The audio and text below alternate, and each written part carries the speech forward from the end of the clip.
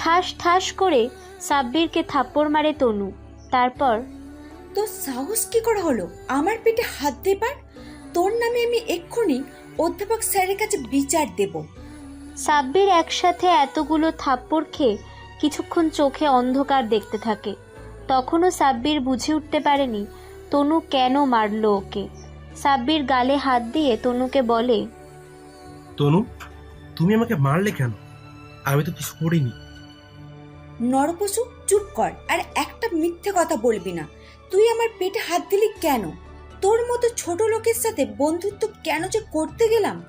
ভিড়ের মাঝে সুযোগ নিলি, তাই না? দেখ তনু, তুই আমাকে ভুল বুঝছিস। আমি তোর পেটে হাত দেইনি। হাত দিয়েছে তো বাকিটা সাব্বির বলার আগেই কয়েকটা ছেলে পেলে এসে তনু আর সাব্বিরের সামনে দাঁড়ায়। তাদের মাঝ থেকে আশিক মুচকি হেসে বলে, আরে তনু, কি হয়েছে? এমন করে চিৎকার করছো কেন? কেন, কি সমস্যা হয়েছে? আর বলো না আশিক, এই ছোট লোকের বাচ্চা বিনা ভিড়ের মধ্যে সুযোগ নিয়ে আমার স্পর্শকাতর স্থানে হাত দিয়েছে। আরে তনু, আগে তো শুনবি আমার কথা। আমি হাত দেইনি। হাত দিয়েছে তো ওই। বাকিটা আর বলতে পারে না সাব্বির। তার আগেই আশিক ঠাস ঠাস করে থাপ্পড় মারে সাব্বিরকে। আবারও এতগুলো থাপ্পড় খেয়ে সাব্বির বোবা হয়ে যায়। আশিক রক্তচক্ষু নিয়ে সাব্বিরকে বলে, কি বলবি বল শালা। মেয়ে দেখলেই লুচ্ছামি করতে ইচ্ছে করে, তাই না? তোদের মতো ছেলেদের জন্য আজ আমরা ভালো ছেলেরা খারাপ হয়ে যায় মেয়েদের কাছে। এই তোরা দাঁড়িয়ে আছিস কেন? মাস শালাকে, কত বড় সাহস তনুর শরীরে হাত দেয়। আশিকের কথা শোনা মাত্র সবাই মারতে শুরু করে সাব্বিরকে। সাব্বির কিল ঘুষি সহ্য করতে না পেরে মাটিতে লুটিয়ে পড়ে। এমন সময় তনু আশিকদের থামিয়ে বলে, থাক আশিক, আর মারিস না। ছোট লোকের বাচ্চা তো, আবার দেখবি ওষুধ খাবার টাকা পাবে না। এই নে ধর শালা নরপশু, ওষুধ কিনে নিয়ে যা। আর হ্যাঁ, ভুলেও আর আমাকে বান্ধবী হিসেবে পরিচয় দিবি না। যদি দিস তবে তোকে সেখানেই পুঁতে ফেলবো। তনু কথাটা বলেই সাব্বিরের মুখের ওপর 3টা 1000 টাকার নোট ছুঁড়ে মেরে চলে যায়। সাব্বির কোনো রকমে মাটি থেকে উঠে টাকাগুলো কুড়িয়ে নিয়ে বাড়ির দিকে হাঁটতে শুরু করে। সাব্বির বাসায় ঢুকতেই সাব্বিরের সৎমা সাব্বিরের সামনে আসে। তারপর, এই যে নবাবজাদা, এতক্ষণ পর সময় হলো কলেজ থেকে ফিরে আসার। বলি তোকে না বলেছিলাম আজকে তাড়াতাড়ি এসে পুরো বাসার পরিষ্কার করে ফেলবি? জানিস না আগামীকাল আমার বোনের মেয়ে ঋতু আসবে? আম্মু, আসলে একটা ঝামেলা হয়েছিল কলেজে, তাই আসতে দেরি হয়ে গেছে। তুমি চিন্তা করো না আম্মু, আমি এসে গেছি, সব করে ফেলবো। এই, তুই আম্মু কাকে বলিস? আমি তোর মা নয়। আমাকে খবরদার আম্মু ডাকবি না। নিজের মাকে তো জন্মর সময় খেয়েছিস। এখন কি তোর এই জঘন্য মুখে আম্মু ডেকে আমাকেও শেষ করে দেওয়ার প্ল্যান করতেছিস? ছি, তোমার মন মানসিকতা এতটাই নিচ ভাবতে পারিনি আমি। কি বললি তুই? আমার মন মানসিকতা নিচু?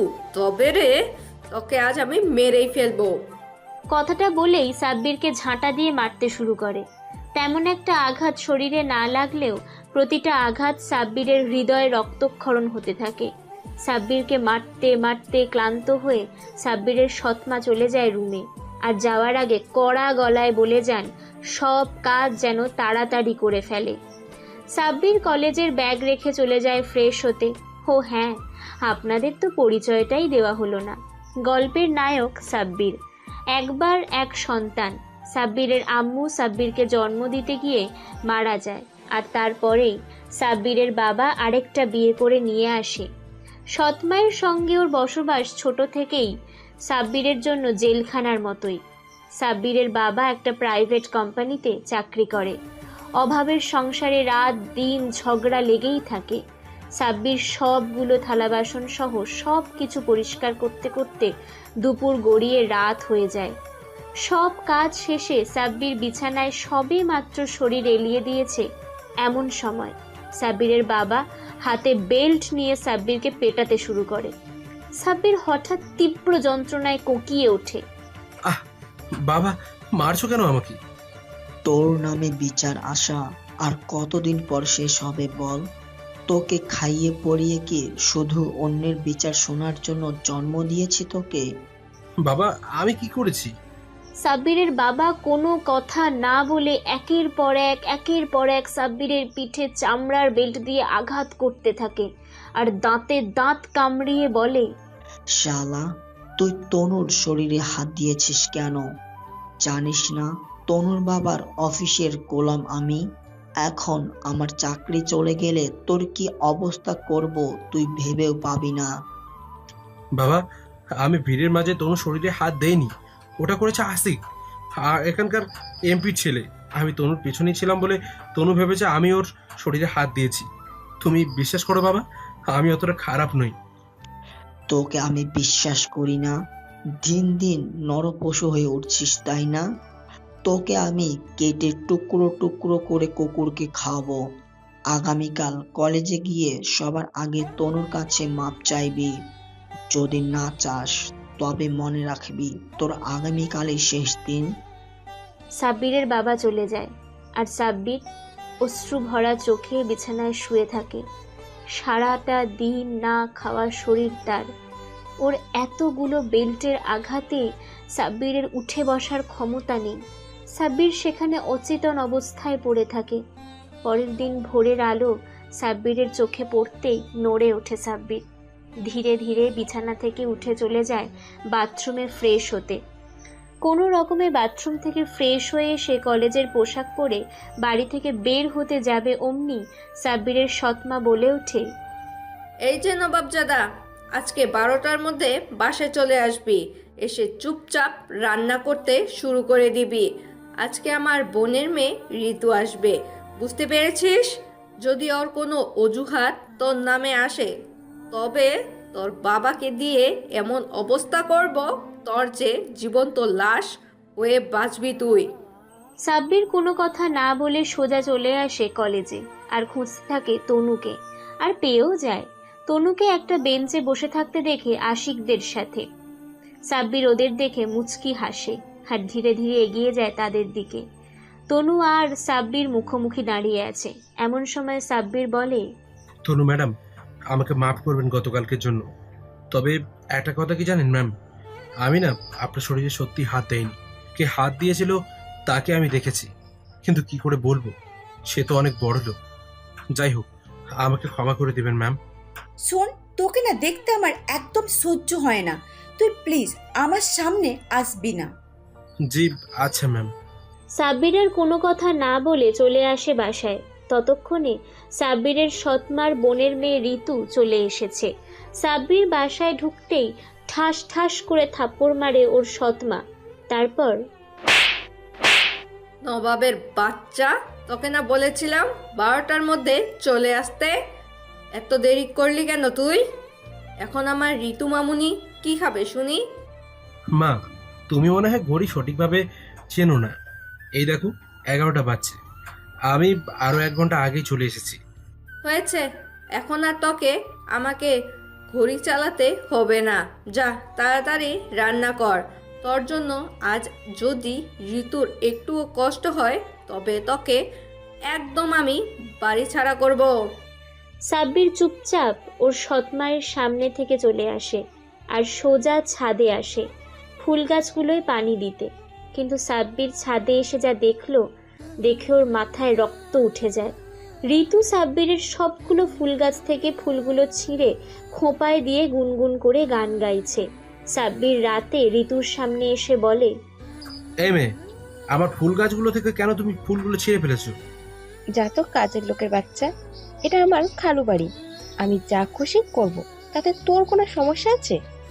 এটা আমার বাবার বাড়ি। তা চাকরের মতো কাজ করছিস কেন শুনি? তুই তো কাজের লোক, যা তো সামনে থেকে আর চা নিয়ে আয়। ঋতু, ভালোভাবে কথা বলো। বারবার কাজের লোক বলছো কেন? আর একবার কাজের লোক বলে তোকে আমি... কি করবি? 1000বার বলবো, শালা কাজের লোক। সাব্বির রাগ আর ধরে রাখতে পারে না, ঠাস ঠাস করে ঋতুকে থাপ্পড় মেরে দেয়। তারপর, শোন, এই কথাটা যদি তোর খালা জানে তাহলে আমি তোকে কেটে টুকরো টুকরো করে ফেলবো, কথাটা মাথায় রাখিস। ঋতু এতগুলো থাপ্পড় খেয়ে চোখে অন্ধকার দেখতে থাকে আর রাগে দ্রুত চলে আসে ওর খালার সামনে। তারপর, চাকরের বাচ্চা আমাকে থাপ্পড় মেরেছে ওর ফুলগুলো ছেঁড়ার জন্য। কি বললি? তোর গায়ে হাত তুলেছে ওই চাকরের বাচ্চা? টেনশন করিস না, আজকেই ওর এই বাসায় শেষ দিন। আজকেই পর থেকে ওকে আর এই বাসায় দেখবি না। তোর খালু বাসায় আসতে দে, তারপর না হয় এর বিচার হবে। এদিকে সাব্বির ঋতুকে থাপ্পড় মেরে চলে যায় রুমে আর ফ্রেশ হয়ে কোনো কিছু মুখে না তুলেই রান্না করতে শুরু করে। সারাদিন অনেক রান্না করে না খেয়েই পড়তে বসে যায় সাব্বির, কিন্তু বেশিক্ষণ পড়তে পারে না। তার আগেই সাব্বিরের বাবা সাব্বিরের সামনে এসে সাব্বিরের টি শার্টের কলার ধরে টেনে নিয়ে যায় সোজা ড্রয়িং রুমে। তারপর, মা ঋতু, এই তোমার সাথে কি করেছে বলো? খালু আমাকে ছাদে একা পেয়ে জড়িয়ে ধরে জোর করে স্টোর রুমে নিয়ে যেতে নিয়েছিল। আমি বাধা দিতে চাইলে আমাকে থাপ্পড় মারে আর বলে আমি যদি কাউকে এসব বলি তাহলে আমাকে মেরে টুকরো টুকরো করে ফেলবে। কি, তোর এত বড় সাহস হয়ে গেছে? তুই আমার সম্মান নিয়ে এভাবে ছিনিমিনি খেলতে চেয়েছিলি, তাই না? তোকে আমি মেরে ফেলবো। বাবা, আসলে ঋতু তোমাকে যতটা বলেছে তার অর্ধেক মিথ্যে আর বাকিটা সত্য। আমি ওকে থাপ্পড় মেরেছি আমার ফুল গাছ থেকে ও সবগুলো ফুল ছিঁড়ে ফেলেছিল বলে। চুপ কর, তোর মতো লম্পট আর বদমাইশ ছেলের আমার প্রয়োজন নেই। বলেছিলাম না তোমাকে একে ইতিমখানায় রেখে এসো, শুনলে না তো? বড় গলায় বলেছিলে আমার ছেলে খুব ভালো, ওকে আমি আমার কাছেই রাখবো। দেখো তোমার ছেলের চরিত্র। আর আমাকে আগের ঘরের একটা মাত্র সোনার টুকরো ছেলেকে এখানে নিয়ে আসতে চেয়েছিলাম, তুমি নিয়ে আসতে দেওনি না? জানি আমার সোনার ছেলেটা কি কষ্ট দিয়েছে ওই ডাইনি। সাব্বির ওর সৎমার কথা শুনে মুচকি হাসে। তারপর, কি সৎমা? খুব দেখি গায়ে লাগে নিজের ছেলেকে যখন ওর সৎমা অত্যাচার করে। কিন্তু তুমি দিনের পর দিন আমাকে দিয়ে চাকরের মতো রান্না সহ সবকিছু করে নাও, সেটা তো কিছু হয় না, তাই না? এই যে তুমি এভাবে দাঁড়িয়ে থাকবে? তোমার সামনে আমাকে অপমান করলো, আমার বোনের মেয়েকে ধর্ষণ করার চেষ্টা করলো, এমনকি থাপ্পড়ও মেরেছে, আর তুমি কি না নীরব? আসলে রেনু, আমি না বিরাট ভুল করেছি এই নরপশুকে মানুষ করে। ওর মার সাথে একেও বিদায় করে দিতে হলো। তুমি ঠিকই বলেছিলে, একে বাড়িতে থেকে তাড়িয়ে দিলে আর এইসব দেখতে হতো না। এই, তুই এখনো দাঁড়িয়ে আছিস কেন? বের হ আমার চোখের সামনে থেকে। তোকে আজ মারলাম না, কেন যেন ইচ্ছে করছে না তোকে মারতে। যা তো তুই বাড়ি থেকে বের হয়ে আর আমাকে মুক্তি দে। রোজ তোর এইসব অভিযোগ শুনতে শুনতে আমি সত্যি অনেক ক্লান্ত। জানি তো, আমি তো বোঝা, তাই না? ঠিক আছে, যাচ্ছি চলে, বহু দূরে। তবে হ্যাঁ, শুনে রাখো, তোমার আমার দেখা হবে আবার কোনো এক ভোরের সকালে। বাহ বাহ, কবি সাহেব, আপনি বের হয়ে আমায় মুক্তি দিন। আমি চাই না আর আমার টাকা গো বোপানকে খাওয়াতে। ওগো শুনছো, আমি কি তাহলে আমার মুন্নাকে নিয়ে আসবো এখানে? হ্যাঁ, নিয়ে আসো। এই নরপশুর বদলে না হয় আমরা মুন্নাকে ছেলে হিসেবে পরিচয় দিব। সাব্বির আর দেরি করে না, চুপচাপ নিজের রুমে গিয়ে কয়েকটা টি শার্ট আর প্যান্ট, ওর আম্মুর ছবি একটা ব্যাগে নিয়ে বাসা থেকে বের হওয়ার আগে ওর বাবার দিকে তাকিয়ে বলে, বাবা শোনো, নিজের ছেলে আর পরের ছেলে কখনো এক হয় না, আর আপন মা আর সৎ মা কখনো এক হয় না। ঠিক তেমনই তুমি নিজের রক্তকে দূরে ঠেলে দিয়ে অনেক ছেলেকে আপন করে নিয়ে ভেবেছো সুখী থাকবে। সেটা তোমার স্বপ্নই বাবা, বাস্তবে নয়। আজ থেকে তোমার জীবনটা জাহান্নামের মতো হয়ে যাবে, যেমনটা আমার হয়েছিল তোমার দ্বিতীয় বিয়ের দিন। তুই কি বাসা থেকে বের হবি নাকি তোকে ঘাড় ধাক্কা দিয়ে বের করে দিতে হবে শুনি? তার প্রয়োজন নেই, এমনি চলে যাচ্ছি। তবে মনে রেখো, আমি ফিরবো কিন্তু আবার। সাব্বির আর কোনো কথা না বলে বাসা থেকে বের হয়ে হাঁটতে থাকে। কিন্তু কোথায় যাবে সে? যাওয়ার মতো তো কোনো জায়গাই নেই সাব্বিরের। অনেকক্ষণ আশেপাশে হাঁটাহাঁটি করতে থাকে। তারপর একটা ঢাকাগামী ট্রেনে বিনা টিকিটের যাত্রী হিসেবে উঠে পড়ে। বাথরুম থেকে কিছুটা দূরে গিয়ে সাব্বির দাঁড়িয়ে থাকে প্রায় রাত 12টা ছুঁই ছুঁই। এমন সময় কারো বাঁচাও বাঁচাও শব্দ শুনতে পায়। ট্রেনের বিকট শব্দ সাব্বির অনুমান ঘরে হয়তো ভুল শুনেছেও, কিন্তু না, আবারও কেউ চিৎকার করে বলে উঠতে থাকে। বাঁচাও, আমাকে বাঁচাও, এই গুন্ডা ছিনতাইকারীগুলো আমাকে মেরে ফেললো। সাব্বির বুঝতে পারে বাথরুমের সামনে থেকে কেউ চিৎকার করছে। সাব্বির উঁকি দিয়ে বাথরুমের দিকে, ঘন অন্ধকার, কিছুই বোঝা যাচ্ছে না। সাব্বির একবার ভাবে দৌড়ে গিয়ে কি দেখবে, আবার মনে মনে ভাবতে থাকে যদি এটা ছিনতাইকারীদের টোপ হয় তখন, কিন্তু তাই বলে তো বসে থাকা যায় না। সাব্বির আশেপাশে কিছুক্ষণ খোঁজাখুঁজি করার পর একটা লাঠি পায়, যেটা সাধারণ টিটি ব্যবহার করে থাকে। সাব্বির লাঠিটা হাতে নিয়ে এক দৌড়ে বাথরুমের সামনে যায় আর লাঠি দিয়ে চারিদিকে জোরে জোরে চালাতে থাকে। এরই মধ্যে ট্রেনের টিপ টিপ করে জ্বলতে থাকা লাইট হঠাৎ জ্বলে ওঠে। সাব্বির চারপাশে তাকায়, দুজন লোক রক্তাক্ত অবস্থায় পড়ে আছে। তাদের মাঝে একটা পড়ে আছে অসহায়ের মতো, গলায় গামছা দিয়ে আটকানো। সাব্বির বুঝতে পারে সে অনুমান ঠিকই করেছিল, এখানে ছিনতাই হচ্ছিল। সাব্বির দ্রুত লোকটার গলা থেকে গামছা খুলে দিতেই লোকটা জোরে জোরে শ্বাস নিতে থাকে। তারপর সাব্বির লোকটার দিকে তাকিয়ে দেখে বয়স তেমন একটা নয়, হয়তো 45 ছুঁই ছুঁই হবে। তোকে অনেক অনেক ধন্যবাদ সালাদের হাত থেকে আমাকে বাঁচানোর জন্য। কে আপনি? চিনবি বলে তো মনে হয় না, তবু বলি আমি ডন। নাম শুনেছিস কখনো? হ্যাঁ, শুনেছি। আপনি কি সেই সিরিয়াল পাগলেটে কিলার, যার মুখ চলে কম কিন্তু গুলির বুলেট চলে বেশি? বাহ বাহ, সব দেখি জানিস। সে যাই হোক, বল তোর কি চাই? আমাকে আজ তুই বাঁচিয়ে অনেক বড় একটা কাজ করেছিস, তোকে পুরস্কার দিব আমি। তার আগে এই শালাদের ফেলে দেয়। ডন কথাটা বলেই রক্তাক্ত অবস্থায় পড়ে থাকা লোক দুটোকে ট্রেনের দরজা দিয়ে ধাক্কা দিয়ে ফেলে দিয়ে সাব্বিরকে নিয়ে একটা বগিতে বসে পড়ে। তারপর তোকে কি বলবো, সত্যি আমি ভেবে পাচ্ছি না। তুই না থাকলে দুজন তো আমাকে মেরেই দিয়েছিল। কিন্তু কিভাবে? আমি যতদূর আপনার নাম শুনেছি, আপনার নাম শুনলে পুরো এলাকা কেঁপে উঠতো, আর সেই আপনাকেই কিনা। আরে পাগল, কুত্তাও নিজের নিজের এলাকার বাঘ মনে করে, তেমনই হয়েছে এখানেও। আমি জেল থেকে পালিয়ে এসেছি, আর যে দুটোকে ফেলে দিলাম একটু আগেই, শালা দুটো ছিল আমার ডান আর বাম হাত। আমি জেলে যাওয়ার পর শালারা আমার গ্যাং চালাতে শুরু করেছে, কিন্তু যখনই আমি জেল থেকে বের হয়ে আসি তখনই আমার চামচারা আমাকে মারার প্ল্যান করে, আর মারতেও নিয়ে এসেছিল। কিন্তু তুই? বাকিটা বলার আগেই সাব্বির ডনকে থামিয়ে দেয়। তারপর আমি তেমন কিছু করিনি ভাই। আচ্ছা, আপনি যাবেন কই? আমি যাব আমার আড্ডাখানায়। তুই বল তুই কোথায় যাবি, তাও আবার এত রাত্রে? যেতে তো চায় না ভাই মন, তবুও যেতে হয়। বাবা আর সৎ মা আমাকে মিথ্যে অপরাধ বানিয়ে বাড়ি থেকে তাড়িয়ে দিল, তাই তো মনের দুঃখে কোথায় যাচ্ছি নিজেও জানি না। তবে মনে হয় ঢাকায় গিয়ে নামবো। থাক, তোকে আর নামতে হবে না, তোকে আমি আমার সাথেই নিয়ে যাব। আজ থেকে তুই হবি আমার ডান হাত। কিন্তু ভাই, আমি তো বন্দুক চালাতে পারি না, আর না পারি মারামারি করতে। আরে বোকা, এত উত্তেজিত হলি কেন? তোর এই ডন ভাই এখনো বেঁচে আছে, চল যাই। তারপর আর কি, সাব্বিরকে নিয়ে চলে আসে ডন ওর নিজের আড্ডাখানায়। তারপর সবার সাথে কলিজার ভাই হিসেবে পরিচয় করিয়ে দেয়, যা সাব্বিরকে আবেগপ্রবণ করে তোলে। এমন সময় ডন সবাইকে বলে ওঠে, সবাই শোনো, আজ থেকে আমার অবস্থানে থাকবে আমার ছোট ভাই সাব্বি। আমার কিছু হয়ে গেলে আশা করি আমার ছোট ভাই এই গ্যাং দলের নেতৃত্ব দিবে।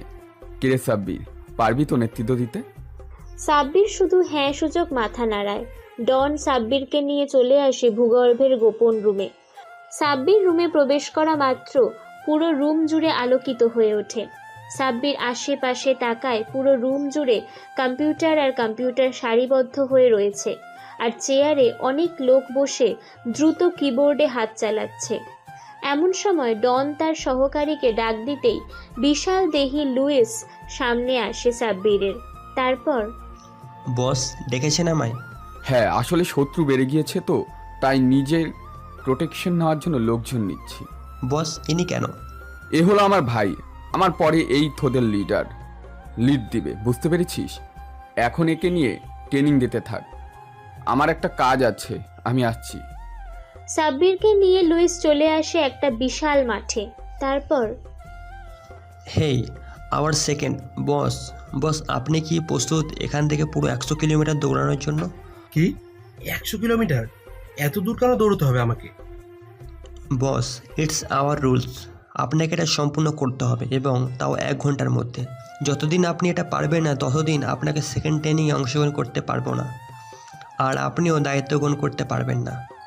বুঝলাম। ঠিক আছে, আমি প্রথমবারের মতো চেষ্টা করে দেখছি। তুমিও কি যাবে আমার সাথে? নো বস, আমি এখানেই থাকবো। তবে এই যে আপনার পায়ে সেন্সর লাগিয়ে দিলাম, এটা থেকে বুঝবো আপনি কতটা দূর দৌড়িয়েছেন। লুইস সাব্বিরের পায়ে একটা সেন্সর লাগিয়ে দেয়। সাব্বির দৌড় শুরু করে আর মনে মনে ভাবতে থাকে, যাক, আমি উসেইন বোল্টের মতোই দৌড়াতে পারবো ভবিষ্যতে। সাব্বির বুলেটের বেগে দৌড়তে থাকে, কিন্তু সেন্সরে লুইস দেখে মাত্র 10 কিমি গতিতে ছুটছে সাব্বির। লুইস চিৎকার করে সাব্বিরকে বলে, বস আপনার স্পিড স্লো, প্লিজ আরও জোরে দৌড়াতে শুরু করুন, নয়তো আপনি পারবেন না। আর কত দূরে জড়িত হবে লুইস? আমি তো আর পারছি না। না বস, আপনাকে পারতেই হবে। আমি জানি আপনি পারবেন বস, হার মানবেন না প্লিজ। সাব্বির দৌড়তে থাকে। পেছন পেছন লুইসও দৌড়ে এসে সাব্বিরকে বলতে থাকে, বস টেক ইজি। এই দেখুন আমিও দৌড়াচ্ছি, আমার মাঝে কোনো ভাবনা, কোনো দুশ্চিন্তা নেই যে আমি 1 ঘন্টা 100 কিলোমিটার দৌড়াতে পারবো না। আপনি শুধু রিল্যাক্স মুডে আপনার মধ্যে দৌড়াতে থাকুন, একদম থামবেন না। লুইস, আমি কোনোদিনও এতটা পথ দৌড়িনি। দেখো তো কত মিনিট হলো আমার দৌড়ানোর, আর কত কিলো এসেছি। বস আপনি অনেকটাই পেয়েছেন, 20 মিনিটে 25 কিলোমিটার এসেছেন। প্লিজ বস রিল্যাক্স এবং সামনে তাকিয়ে দৌড়ান, আমাকে হারিয়ে দিন। কথাটা বলেই লুইস সাব্বিরের আগে দৌড়তে শুরু করে, যেটা সাব্বিরের ইগোতে আঘাত করে। চোখ বন্ধ করে শরীরের সমস্ত শক্তি দিয়ে দৌড়তে থাকে সাব্বির, আর একসময় লুইসকে ছাড়িয়ে যায়। লুইস শুধু অবাক হয়ে স্ট্যাচু হয়ে দাঁড়িয়ে পড়ে। এর আগে লুইসকে কেউ হারাতে পারেনি, এমনকি ডন নিজেও না। সেখানে সাব্বির তাকে হারিয়ে দিল। লুইস সেন্সর বোর্ডে নজর দেয়। সাব্বির ঘন্টায় 120 কিলোমিটার বেগে দৌড়চ্ছে। এরকম একটা সময় লুইস চিৎকার করে বলে, বস আপনি পেরেছেন। বস 100 কিলোমিটার হয়ে গিয়েছে, তাও আবার 50 মিনিটে। বস থামুন। কিন্তু সাব্বিরের সেদিকে হুঁশ নেই। দৌড়চ্ছে তো দৌড়চ্ছেই। পুরো 300 কিলোমিটার দৌড়ে সাব্বির লুইসের সামনে এসে হঠাৎ মাটিতে পড়ে যায়। লুইস দ্রুত সাব্বিরকে নিয়ে চলে আসে রুমে।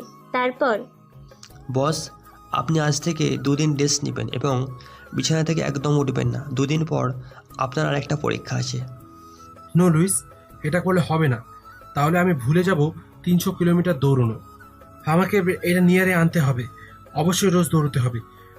তুমি একটু খাবার নিয়ে এসো আমার জন্য, খুব ক্ষুধা পেয়েছে আমার। লুইস চলে যায় খাবার আনতে। সাব্বির বিছানাতেই শুয়ে থাকে। লুইস খাবার এনে নিজে খাইয়ে দেয় সাব্বিরকে, তারপর চলে যায়। পরের দিন সাব্বির আবারও দৌড়তে শুরু করে, আর আজকেও আগের দিনের তুলনায় অনেক কম সময় দৌড়তে পারে। বস আপনার সেকেন্ড ট্রেনিং, আপনাকে স্নাইপার দিয়ে পুরো 100 কিলোমিটার দূরে নিখুঁতভাবে টার্গেটকে হিট করতে হবে। ঠিক আছে, নিয়ে আসো স্নাইপার, আমি প্রস্তুত।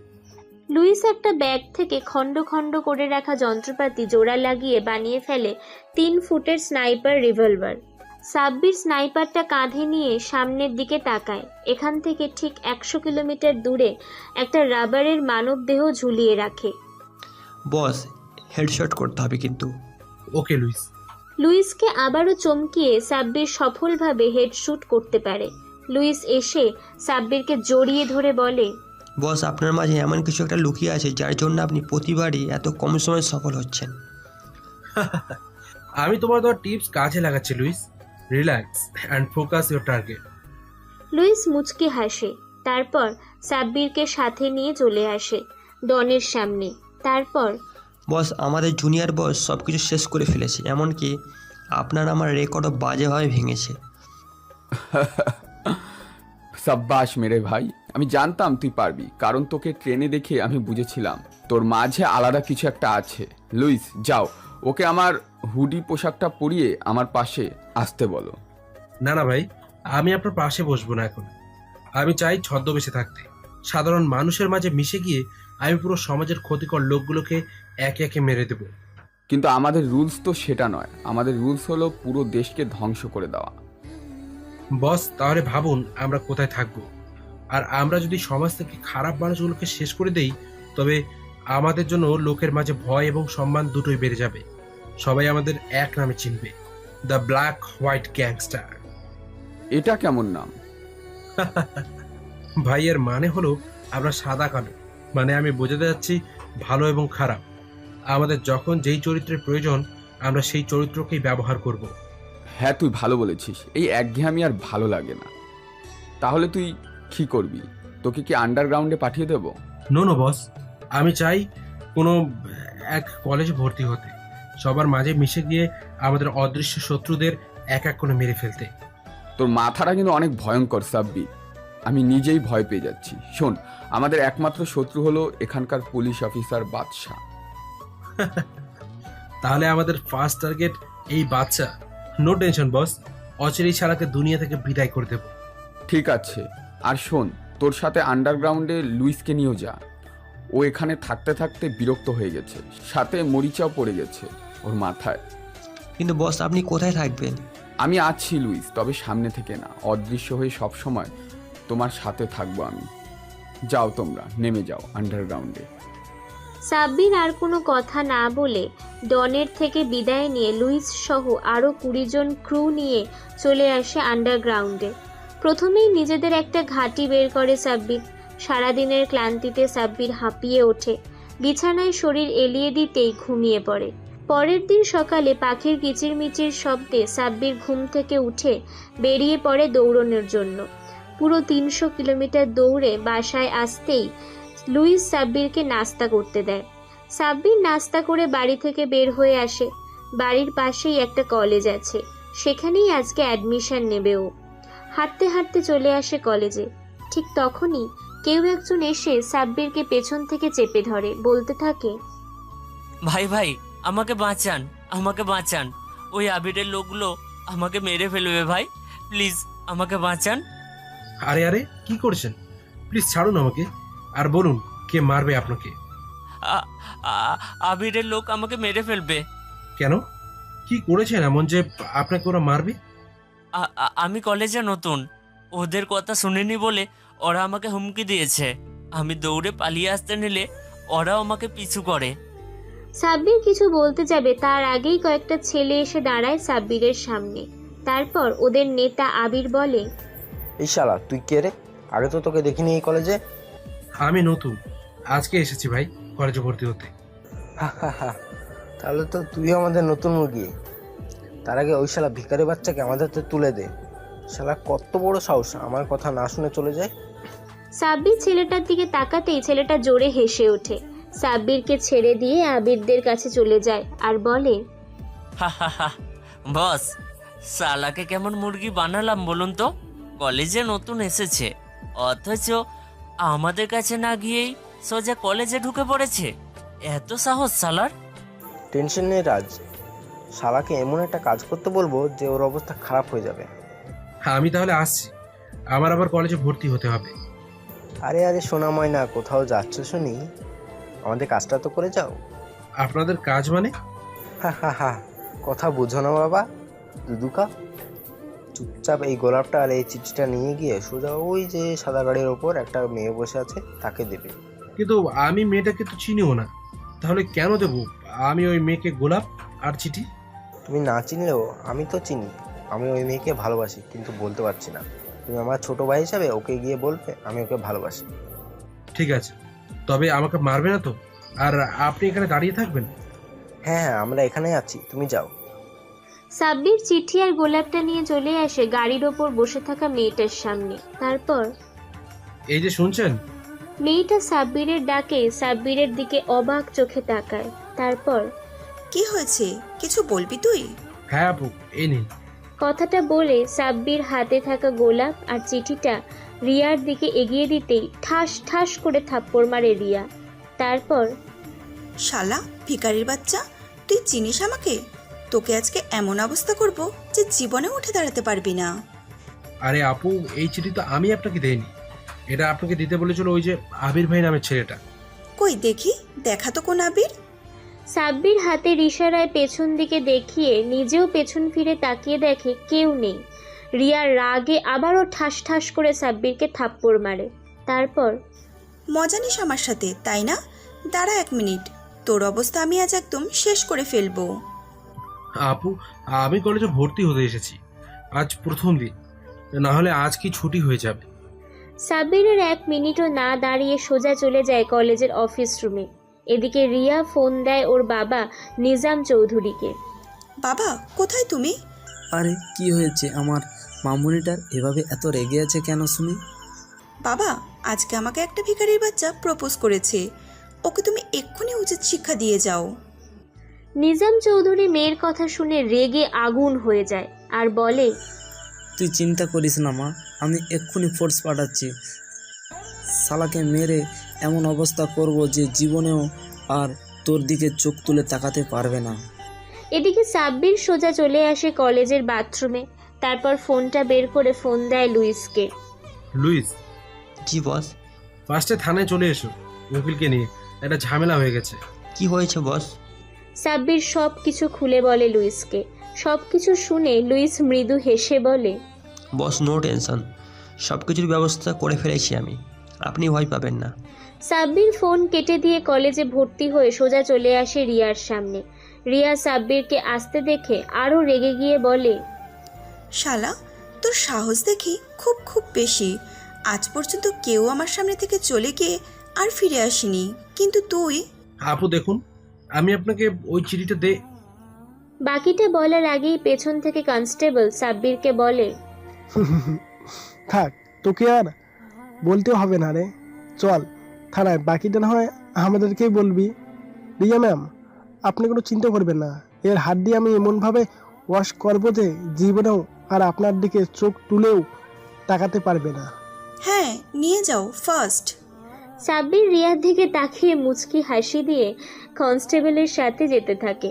এমন সময় কনস্টেবল বলে, শালা, তোর বুকে দেখি খুব সাহস, পুলিশ অফিসারের মেয়েকে তুই প্রেমপত্র দিস। এখন চল থানায়, তোর এমন অবস্থা করবে আমাদের ছাড় যে তুই ভাবতেও পারবি না। আমি কোনো অন্যায় করিনি, তাছাড়া পুলিশ অফিসারের মেয়ে বলে কি ও প্রেম করতে পারবে না? ও কি মানুষ না? ওর কি ভালোবাসার কোনো অধিকার নেই? বাহ বাবা, তোর মুখ দেখি খুব চলে রে। চল চল চল, থানায় চল, তোর সব সাহস একদম বের করে ফেলবো। সাব্বির শুধু মুচকি হেসে গাড়িতে উঠে বসে। প্রায় 30 মিনিট পর গাড়ি থানায় চলে আসে।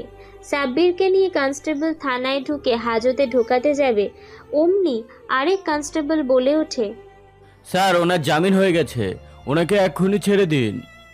কি? একে হাজতে না ঢুকাতেই জামিন হয়ে গেল? এই কে রে তুই, সত্যি করে বল তো। বউরে মানো, চলো হ্যান্ডকাপ খুলে ফেলো, হাতটা অনেক লেগে গেছে রে। কনস্টেবল সাব্বিরের হাত থেকে হ্যান্ডকাপ খুলে নেয়। সাব্বির হাসতে হাসতে বের হয়ে আসে থানা থেকে। এমন সময় একটা ফোন আসে সাব্বিরের ফোনে। সাব্বির দ্রুত রিসিভ করে। হ্যালো। কিরে ভাই, শুরুতেই জেলখানায় যেতে হলো তোকে? তুই পারবি না, চল তুই আমার কাছে। না ভাই, এত তাড়াতাড়ি তো আমি হাল ছাড়ছি না, আপনি টেনশন করবেন না, আমি আছি। তবে হয়তো আমাকে আরও অনেকবার জেলে আসতে হতে পারে। তোর জেদের কাছে সত্যি আমি হেরে যাই রে। সে যাই হোক, শোন, নিজাম চৌধুরীকে এমনভাবে মেরে দিবি যেন ও কিছুই বুঝতে না পারে। আর জানিস, নিজামের একটা মেয়ে রয়েছে, নাম রিয়া। জি ভাই, আর রিয়াই আমাকে জেলে পাঠিয়েছিল। কি করেছিলি যে তোকে জেলে পাঠালো? র্যাগিংয়ের শিকার হয়েছিলাম ভাই, তাই আসতে হয়েছে। আচ্ছা, আমি রাখছি। সাব্বির ফোন কেটে দিয়ে হাঁটতে থাকে সামনের দিকে। এমন সময় দেখতে পায় বেশ কয়েকটা লোক একটা বয়স্ক লোককে চড় থাপ্পড় দিচ্ছে। সাব্বির লোকগুলোকে দেখে নিয়ে চুপি সারে সেখান থেকে চলে আসে বাসায়। সাব্বিরকে বাসায় আসতে দেখে লুইস বলে, বস, কেউ আপনার গায়ে হাত দেয়নি তো? না লুইস, তবে রেডি হয়ে নাও, আজকে যেতে হবে এক জায়গায়। ওকে বস। রাত 9টা। সাব্বির, লুইস আর কয়েকটা ক্রু সেই বয়স্ক লোকের সামনে লং হুড়ি লাগানো কালো কোট পরে দাঁড়িয়ে আছে। এমন সময় সাব্বির বয়স্ক লোককে অভয় দিয়ে বলে, ভয় পাবেন না, আমরা আপনার কিছুই করবো না। শুধু আমাদের এতটুকু বলুন, সকালকার লোকগুলো কেন আপনাকে মেরেছিল? আর বলবেন না সাহেব, ওই মাহফিজ আমার থেকে 1000 টাকা পায় তো, আমিও দিয়ে দিচ্ছি, কিন্তু এখন রোজ এসে আমাকে মারে আর বলে সুদের টাকা দে। সুদের সহ নাকি 10,000 টাকা হয়েছে। এই জীবনে আমি কোনোদিনও 10,000 টাকা একসাথে দেখিনি, তাকে কেমনে দেবো? টেনশন নেই, আজ থেকে আপনি মুক্ত। বলুন, মফিজকে কই পাবো? ওই যে বাংলা মদের দোকান আছে না, সেইখানে মদ খাই সারাদিন। সাব্বির বয়স্ক লোকের দিকে তাকিয়ে মুচকি হেসে বলে, দ্য ব্ল্যাক হোয়াইট গ্যাংস্টার এখন এই সমাজে আছে। সাব্বির আর কোনো কথা না বলেই সোজা চলে আসে বাংলা মদের দোকানে, আর চারিপাশে চোখ বুলিয়ে দেখতে পায় এখানে সবগুলো লোক আছে যারা সকালে সেই বয়স্ক লোককে মারছিল। সাব্বির দোকানের শাটার বাহির থেকে বন্ধ করে দিয়ে তালা মেরে লুইসকে বলে, লুইস, শালাদের আগুন লাগিয়ে পুড়িয়ে ফেলো। সুদ সমাজের জন্য একটা কালো অধ্যায়। সাব্বিরের হুকুম পেয়ে লুইস সহ বাকি সবাই আগুন লাগিয়ে দেয় পুরো দোকানে। তারপর সেখান থেকে চলে আসে, আর আসার সময় একটা চিরকুট ফেলে দিয়ে আসে। চিরকুটে লেখা ছিল, the black white gangster now back. পরের দিন সকালে লুইস দৌড়ে আসে সাব্বিরের সামনে আর হাতে পেপার এগিয়ে দিয়ে বলে, বস, একদিনে আমরা চলে এসেছি খবরের কাগজে। ওই মদের আঁকিটা ছিল এখানকার চেয়ারম্যানে। ওর কারণে কোনো পুলিশ কিছু বলতে পারতো না, যেটা কিনা আমরা এক নিমিষে পুড়িয়ে ছাই করে দিয়েছি। This is gangster power Louis, সামনে দেখতে থাকো, হোতা হ্যায় কিয়া। সাব্বির আর দেরি না করে চলে আসে সোজা কলেজে। সাব্বিরকে কলেজে আসতে দেখেই আবির সাব্বিরকে ডাক দেয়। তারপর, কিরে, তুই এখনো হাঁটছিস কি করে? তোকে রিয়া কিছুই বলেনি? তোকে না দেখলাম গতকাল পুলিশে ধরে নিয়ে গেল। ভাই কি বলবে তাই আমাকে? আমি কি কোনো কিছু করেছি? আবির কিছু বলতে যাবে তার আগেই কোথা থেকে রাত ছেলেটা দৌড়ে আসে। আবিরকে পেপার এগিয়ে দিয়ে বলে, ভাই দেখুন দেখুন, বসের দেশি মদের আখড়ায় কেউ যেন আগুন লাগিয়ে দিয়ে গেছে, আর সাথে নাকি একটা চিরকুটও ফেলে রেখে গিয়েছে। The black white gangster is back. কি? এটা আবার কোন গ্যাং বলতো? চল চল, এক্ষুনি বসের সাথে কথা বলতে হবে, নাহলে শালারা তো আমাদেরকে কুত্তার মতো মেরে দেবে। সাব্বির সেখান থেকে মুচকি হেসে চলে আসে, আর সিঁড়ি বেয়ে উপরে উঠতে যাবে অমনি কেউ একজন সিঁড়িতে হোঁচট খেয়ে সাব্বিরের ওপর ধপাস হয়ে পড়ে। সাব্বির ব্যথায় কোকিয়ে ওঠে, তারপর সেন্সলেস হয়ে যায়। এদিকে রিয়া সিঁড়ি থেকে পড়ে গেলেও ব্যথা না পেয়ে চোখ খুলে নিচের দিকে তাকাতেই ভয় পেয়ে যায়। সাব্বিরের মাথার পেছন থেকে ঝরঝর করে রক্ত গড়িয়ে পড়ছিল। রিয়া দ্রুত কয়েকজনকে ডেকে নিয়ে এসে সাব্বিরকে নিয়ে চলে আসে হসপিটালে। আর হসপিটালে আসতেই ডাক্তার রিয়াকে চিনতে পেরে দ্রুত সাব্বিরকে নিয়ে যায় অপারেশন থিয়েটারে। একটু পরই নার্স এসে বলে, B+ রক্তের প্রয়োজন, দ্রুত ব্যবস্থা করতে হবে। আমি রক্ত দিব। নার্স রিয়াকে নিয়ে চলে আসে সাব্বিরের পাশে। পাশাপাশি দুটো বেডে শুয়ে রিয়া আর সাব্বির। সাব্বিরের মুখে অক্সিজেন মাস্ক। একটু পর ডাক্তার সুতা দিয়ে সাব্বিরের মাথা সেলাই করে দেয়, যেটা দেখে রিয়া ভয় পেয়ে যায়। রক্ত দেওয়ার শেষে রিয়া আবারও বাহিরে এসে বসে আর ভাবতে থাকে, সাব্বিরকে তো ও গতকাল পুলিশে দিয়েছিল, তবে কিভাবে ও আজকে কলেজে এলো আর আসলো ওর উপরই কেন পড়লো রিয়া? এসব ভাবতে ভাবতে কখন যে রাত 10টা বেজে গিয়েছে রিয়ার মনেই নেই। এমন সময় রিয়ার বাবা নিজাম চৌধুরী ফোন দেয় রিয়াকে। হ্যালো মা, রিয়া তুই কোথায়? বাবা, আমি হসপিটালে। কি হসপিটালে? কিন্তু কেন মা, তোর কি হয়েছে? কিছু হয়েছে? না বাবা, আসলে আমার জন্য একটা ছেলের মাথা ফেটে গিয়েছে, তো তাই ওকে নিয়েই হসপিটালে এসেছি। কি এভাবে কি হয়েছে? রিয়া ওর বাবাকে সব কিছু খুলে বলে। সব শুনে রিয়ার বাবা বলে, ও ছেলেটাকে একটা নার্স এর তত্ত্বাবধানে রেখে বাসায় চলে আয় মা। না বাবা, আমার জন্য ছেলেটার এই অবস্থা, ওকে কি করে এভাবে রেখে যাব বলো? আমি এইখানেই আছি, তুমি টেনশন করো না। ঠিক আছে মা। রিয়া ফোন কেটে দেয়।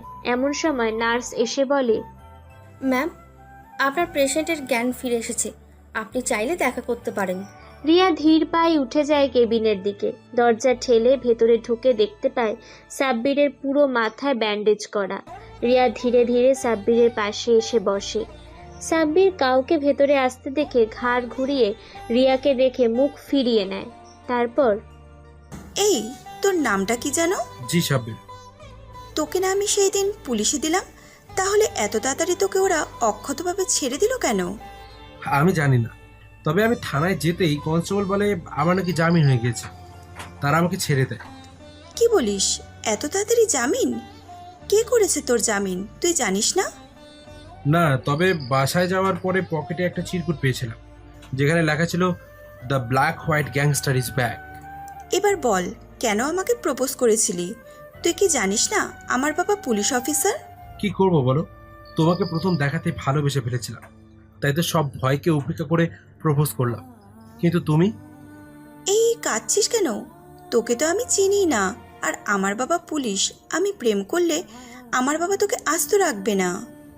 আমি জানি, কিন্তু তাই বলে কি আমি তোমাকে নিজের মনের কথা বলতে পারবো না?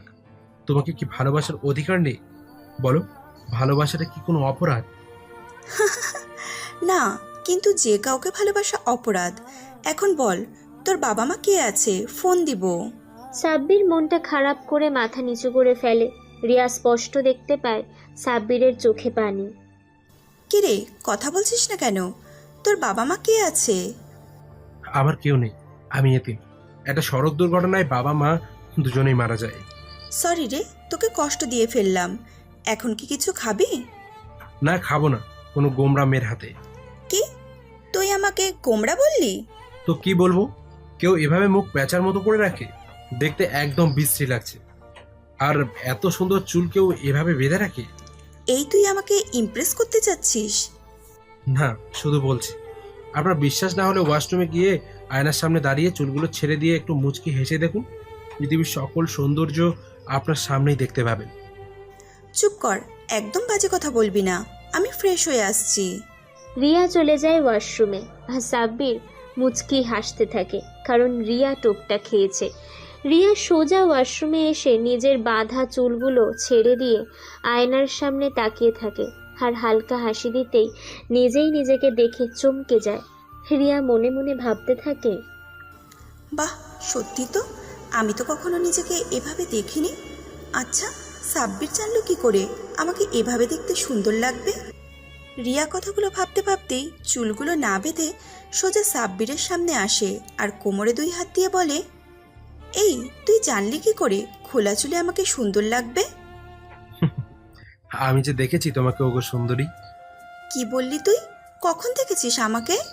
বললাম না, প্রথম দেখাতে ভালোবেসে ফেলেছিলাম তোমাকে। বারবার দেখতে ইচ্ছে করতো, তাই তো চুপি চুপি চোরের মতো গিয়েছিলাম তোমাকে দেখতে। আর তখনই দেখেছিলাম তুমি আয়নার সামনে খোলা চুলে নিজেই আমার চিঠিটা পড়ে হাসছিলে। কি, তুই গিয়েছিলি সেই দিন রাতে আমাদের বাসায়? হ্যাঁ, আর ধরাও খেয়ে গেছিলাম তোমার কাছে, কারণ কারণ আমি আয়নায় দেখেছিলাম অন্ধকারে কেউ একজন আমার জানলার গ্রিল ধরে দাঁড়িয়েছিল। আমি চিৎকার করতেই সে ঝাঁপিয়ে পড়ে 2 তলা থেকে, কিন্তু দারোয়ান অনেক খুঁজেও কাউকে পায়নি। এখন বলতো, তুই 2 তলা থেকে লাফিয়েও কি করে এভাবে দিব্যি হেঁটে বেড়াচ্ছিস? হও, প্রেমে পড়লে সবকিছুই ঘোড়ার মতো লাগে। সে যাই হোক, প্রতিশোধ নিতেই সিঁড়ির ওপর থেকে ইচ্ছে করেই আমার উপর পড়েছিলে, তাই না? না, আমার হিল হঠাৎ স্লিপ করে পড়ে যাই আমি। একটা কথা বলবো? এতগুলো যখন বলেই ফেলেছিস, বল আর কি বলবি, আমি শুনছি।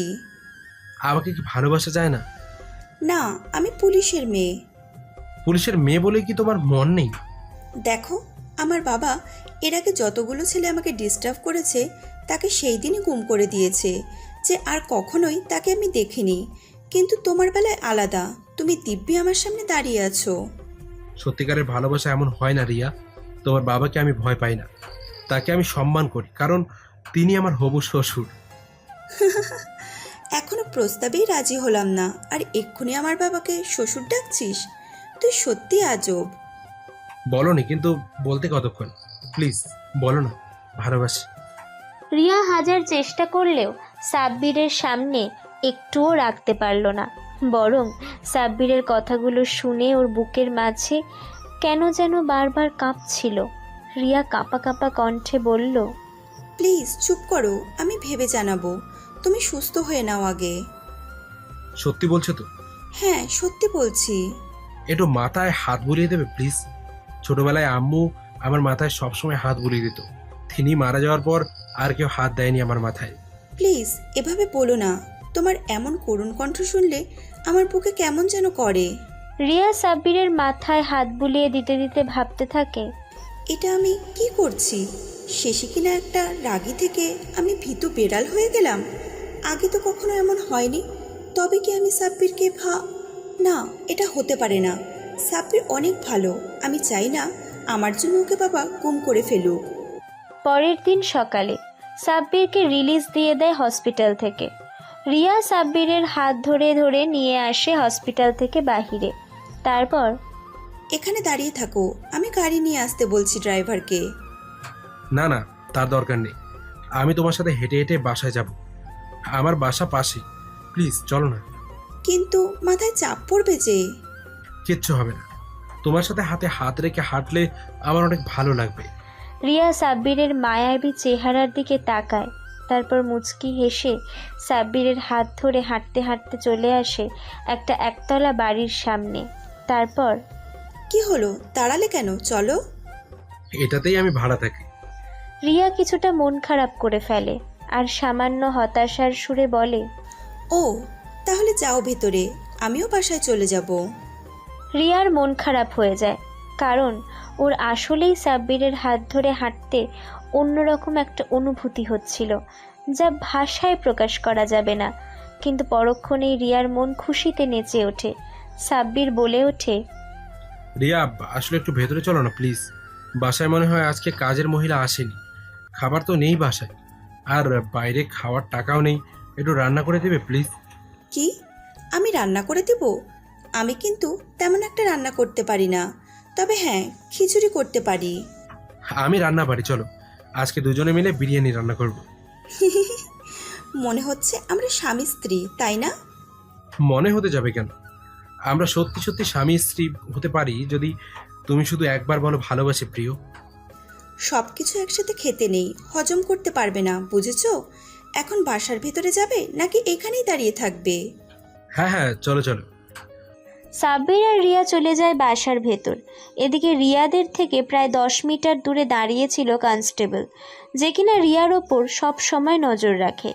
রিয়া আর সাব্বিরের কথাগুলো ও না শুনতে পেলেও বাসার মধ্যে ঢুকতে দেখে দ্রুত নিজাম চৌধুরীকে ফোন দেয়।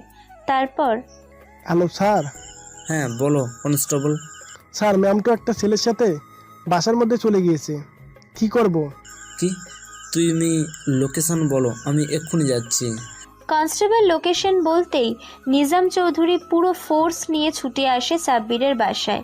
এদিকে সাব্বির আর রিয়া মিলে বিফ বিরিয়ানি রান্না করে ফেলেছে। ডাইনিং টেবিলে দুজনে বসে খেতে শুরু করবে, অমনি দরজা ভেঙে হুড়মুড় করে নিজাম চৌধুরী ভেতরে ঢুকে পড়ে, সাথে পুরো ফোর্স। সাব্বির পুলিশকে দেখে ভয় কাঁপতে শুরু করে, আর রিয়া সাব্বিরকে অভয় দিয়ে বলতে থাকে, আরে আরে সাব্বির, ভয় পেও না, এটা আমার বাবা। মা, এ তোর কোনো ক্ষতি করেনি তো? শালাকে আজ আমি। নিজাম চৌধুরী কিছু বলার আগেই রিয়া বলে ওঠে, বাবা তুমি কি সাইকো বলো তো? দেখছোই তো আমরা খাবার খাচ্ছি, আর ও আমার জুনিয়র, ওর জন্যই তো গতকাল আমি বেঁচে গিয়েছি। আজ ওকে হসপিটাল থেকে বাসায় নিয়ে আসার সময় ও বলল ওর বাসায় কাজের বুয়া নেই। আমিও ভাবলাম ছেলেটা খাবে কি, তাই রান্না করে দিতে এসেছিলাম। নিজাম চৌধুরীর রাগে পাশে থাকা কনস্টেবলকে ঠাস করে একটা থাপ্পড় মারে। তারপর মুচকি হেসে বলে, হ্যাঁ সরি রে মা, আসলে কনস্টেবলের ভুল হয়েছে। তা বাবা, তোমার শরীর কেমন এখন? জি জি ভালো। ভয় পাচ্ছ কেন? ভয় নেই, কিছু বলবো না আমি। তা মা, একাই খাবি? তোরা আমাকে একটু খেতে দে। বসো বসো বাবা, এক্ষুনি দিচ্ছি। নিজাম চৌধুরী চেয়ারে বসে কনস্টেবলকে ইশারা করে চলে যেতে বলে। সবাই খাওয়া দাওয়া শেষ করে কিছুক্ষণ বিশ্রাম নেয়। তারপর, মা, এবার তাহলে চল বাসায় যা। সাব্বির থাকতে পারবে একা? জি আপু, পারবো। আপনাকে অনেক অনেক ধন্যবাদ গরিবের ঘরে আসার জন্য, আর স্যার আপনাকেও। নিজাম চৌধুরী সাব্বিরের ওপর রেগে থাকলেও ওর দিকে তাকিয়ে আর রাগটা ধরে রাখতে পারে না। মুচকি হেসে সাব্বিরের মাথায় হাত বুলিয়ে দিয়ে বলে, কোনো সমস্যা হলে বলো বাবা, কেমন? মা চল যাই। রিয়া আর নিজাম চৌধুরী বাসা থেকে বের হয়ে যেতেই লুইস সহ বাকি সবাই বাড়ির ভেতরে চলে আসে। তারপর, বস এখন কেমন বোধ করছেন? মোটামুটি ভালো লুইস। বস আমাদের এখানে কি করতে হবে? ডন ভাই বলেছিল না বাদশা যে আমাদের বড় শত্রু তাকে খুঁজে বের করতে হবে। আর নিজাম চৌধুরীর সাথে ওর যোগসূত্র আছে, তাই ওর মেয়েকেই টার্গেট করেছে, বুঝলে? বস আপনার কোনো জব নেই। সাব্বির শুধু মুচকি হাসে। তারপর, আচ্ছা শোনো, এখন এসব রাখো, মাথাটা আমার ব্যথা করছে অনেক। কিছু ঔষধ কেনা বাকি আছে, ব্যাগ থেকে প্রেসক্রিপশন নিয়ে যাও, গিয়ে কিনে নিয়ে আসো। লুইস চলে যায়। সাব্বির ঘুমাতে যাবে এমন সময় ওর ফোনে কল আসে অচেনা নাম্বার থেকে। প্রথমবার রিং হয়ে কেটে গেল। দ্বিতীয় কল আসার কিছুক্ষণ পর ফোনটা রিসিভ করে। হ্যালো, কে বলছেন? কে আবার? আমি নন্দিনী। তুমি তো নন্দিনী, কিন্তু আমার নাম্বার পেলে কোথায় শুনি একটু? আমি নিয়েছিলাম রাতে লুকিয়ে। সে যাই হোক, বলো তুমি কি সুস্থ হয়েছো? এত তাড়াতাড়ি কি সুস্থ হওয়া যায় বলো? তুমি পাশে থাকলে না হয় এটা আলাদা বিষয় ছিল, একটু সেবা যত্ন করে সুস্থ করে তুলতে আমায়। উপায় নেই, বাবাকে দেখাশোনা করে রাখতে হবে, বুঝেছো? আমি তো সকালে ভয় পেয়ে গিয়েছিলাম, না জানি বাবা তোমাকে ক্রস ফায়ার করে দেয়। দিতে তাতে আমার তো সুবিধে হতো, আমাকে আর সহ্য করতে হতো না, তাই না? সাব্বির, বেশি কথা বলো না, মার দেবো কিন্তু। ওকে ওকে জান, আর বলবো না। এবার বলো কি করছো এখন? এই যে আমার যা, না কিছু না। শোনো মেয়ে, মুখের কথা পেটে আটকে রাখতে নেই, বুঝেছো? এখন ঝটপট বলে ফেলো কি বলবে। বলছিলাম কি করছো আমাকে বলো তো। কোনো কিছুই ভালো লাগছে না আমার, শুধু মন চাচ্ছে তোমার কাছে ছুটে যেতে। প্লিজ আমাকে নিয়ে চলো তোমার কাছে। তাহলে গেলে কেন তখন শুনি? হবু শ্বশুরকে বললেই হতো তুমি থাকতে চাও আমার সাথে। এই শোনো শোনো, একটা কথা মাথায় রেখো, বাবা কিন্তু তেমন একটা সুবিধার না, ঠিক কোনো না কোনোভাবে তোমাকে মারতে চাইবে। বাবার মুখে তখন হাসি থাকলেও আমি স্পষ্ট দেখেছি বাবার চোখে আগুনের লাভা, তাই বলছি সাবধানে থেকো। আমাকে ধরলেও বা কি করবে? আমি তো এতিম, কেউ কিছুই বলবে না। সাব্বির, এবার কিন্তু রাগ হচ্ছে। ওকে ওকে, কুল ডাউন, আর বলবো না, কেমন? মনে থাকে যেন। এখন শোনো, আগামীকাল থেকে আমরা একসাথে কলেজে যাব, ঠিক আছে? ভালো করে পড়াশোনা করবে, একদম ফাঁকিবাজি করবে না। ঠিক আছে শোনো, এখন রাখছি, একটু ঘুমোবো, মাথা অনেক ব্যথা করছে। এই শোনো, বলো। ভালোবাসি। রিয়া কথাটা শেষ করেই ফোনটা কেটে দিয়ে মিটিমিটি হাসতে থাকে। এদিকে সাব্বির ফোন কেটে দিয়ে নিজের ল্যাপটপ বের করে সিসিটিভি ক্যামেরা ফুটেজ চেক করতে থাকে। এমন সময় দেখতে পায় একটা সাদা রঙের গাড়ি দাঁড়িয়ে আছে ওদের বাসা থেকে 10 মিনিটের রাস্তা দূরত্বে, আর কয়েকজন অচেনা লোক ঘোরাঘুরি করছে। সাব্বির দ্রুত একটা ক্রুকে ডাক দেয়। তারপর, ক্রু? বাইরে ওই অচেনা লোকগুলো কি? বস, পুলিশ। লুইস কি ওদের সামনে দিয়ে বের হয়ে গেছে? নো বস, এই বাসার নিচে দিয়ে আমাদের একটা গোপন সুড়ঙ্গ আছে, যেটা দিয়ে জেনারেল লুইস বের হয়ে গিয়েছে। শোনো ভালো করে, তাদের খেয়াল করো কতজন আসে এবং কতক্ষণ থাকে রাত পর্যন্ত। আজকেই ওদের লাস্ট দিন। ওকে বস। সাব্বির বিছানায় বসে চোখ বন্ধ করে কিছু একটা ভাবতে থাকে। এমন সময় লুইস এসে সাব্বিরকে বলে, বস বস শুনছেন? বলো। নিজাম চৌধুরী আসছে, কি করব? সবাইকে সুড়ঙ্গে লুকিয়ে থাকতে বলো, আর তুমি আমার পাশে বসে থাকো। ঠিক আছে বস। সাব্বির বিছানায় শুয়ে পড়ে। একটু পর লুইস আসে, সাথে নিজাম চৌধুরী। লুইস সাব্বিরকে ডাকতে থাকে। সাব্বির দোস্ত, দেখ তো কে এসেছে তোর সাথে দেখা করতে। সাব্বির ধীরে ধীরে চোখ খুলে তাকিয়ে নিজাম চৌধুরীকে দেখে উঠে বসে। তারপর, আসসালামু আলাইকুম স্যার, আপনি হঠাৎ এখানে? এলাম তোমার শরীর কেমন জানতে। রিয়া আসতে চেয়েছিল, কিন্তু ও রাতে ঘুমায়নি বলে ওকে ঘুম পাড়িয়ে এসেছি। তা এই ছেলেটাকে? জি স্যার, ও আমার বন্ধু সাকিব। সাকিব, তুমি একটু বাইরে যাও তো, তোমার বন্ধুর সাথে একটা পার্সোনাল কথা বলতাম আমি। যে ঠিক আছে দোস্ত, আমি বাইরে আছি, কিছু লাগলে বলিস।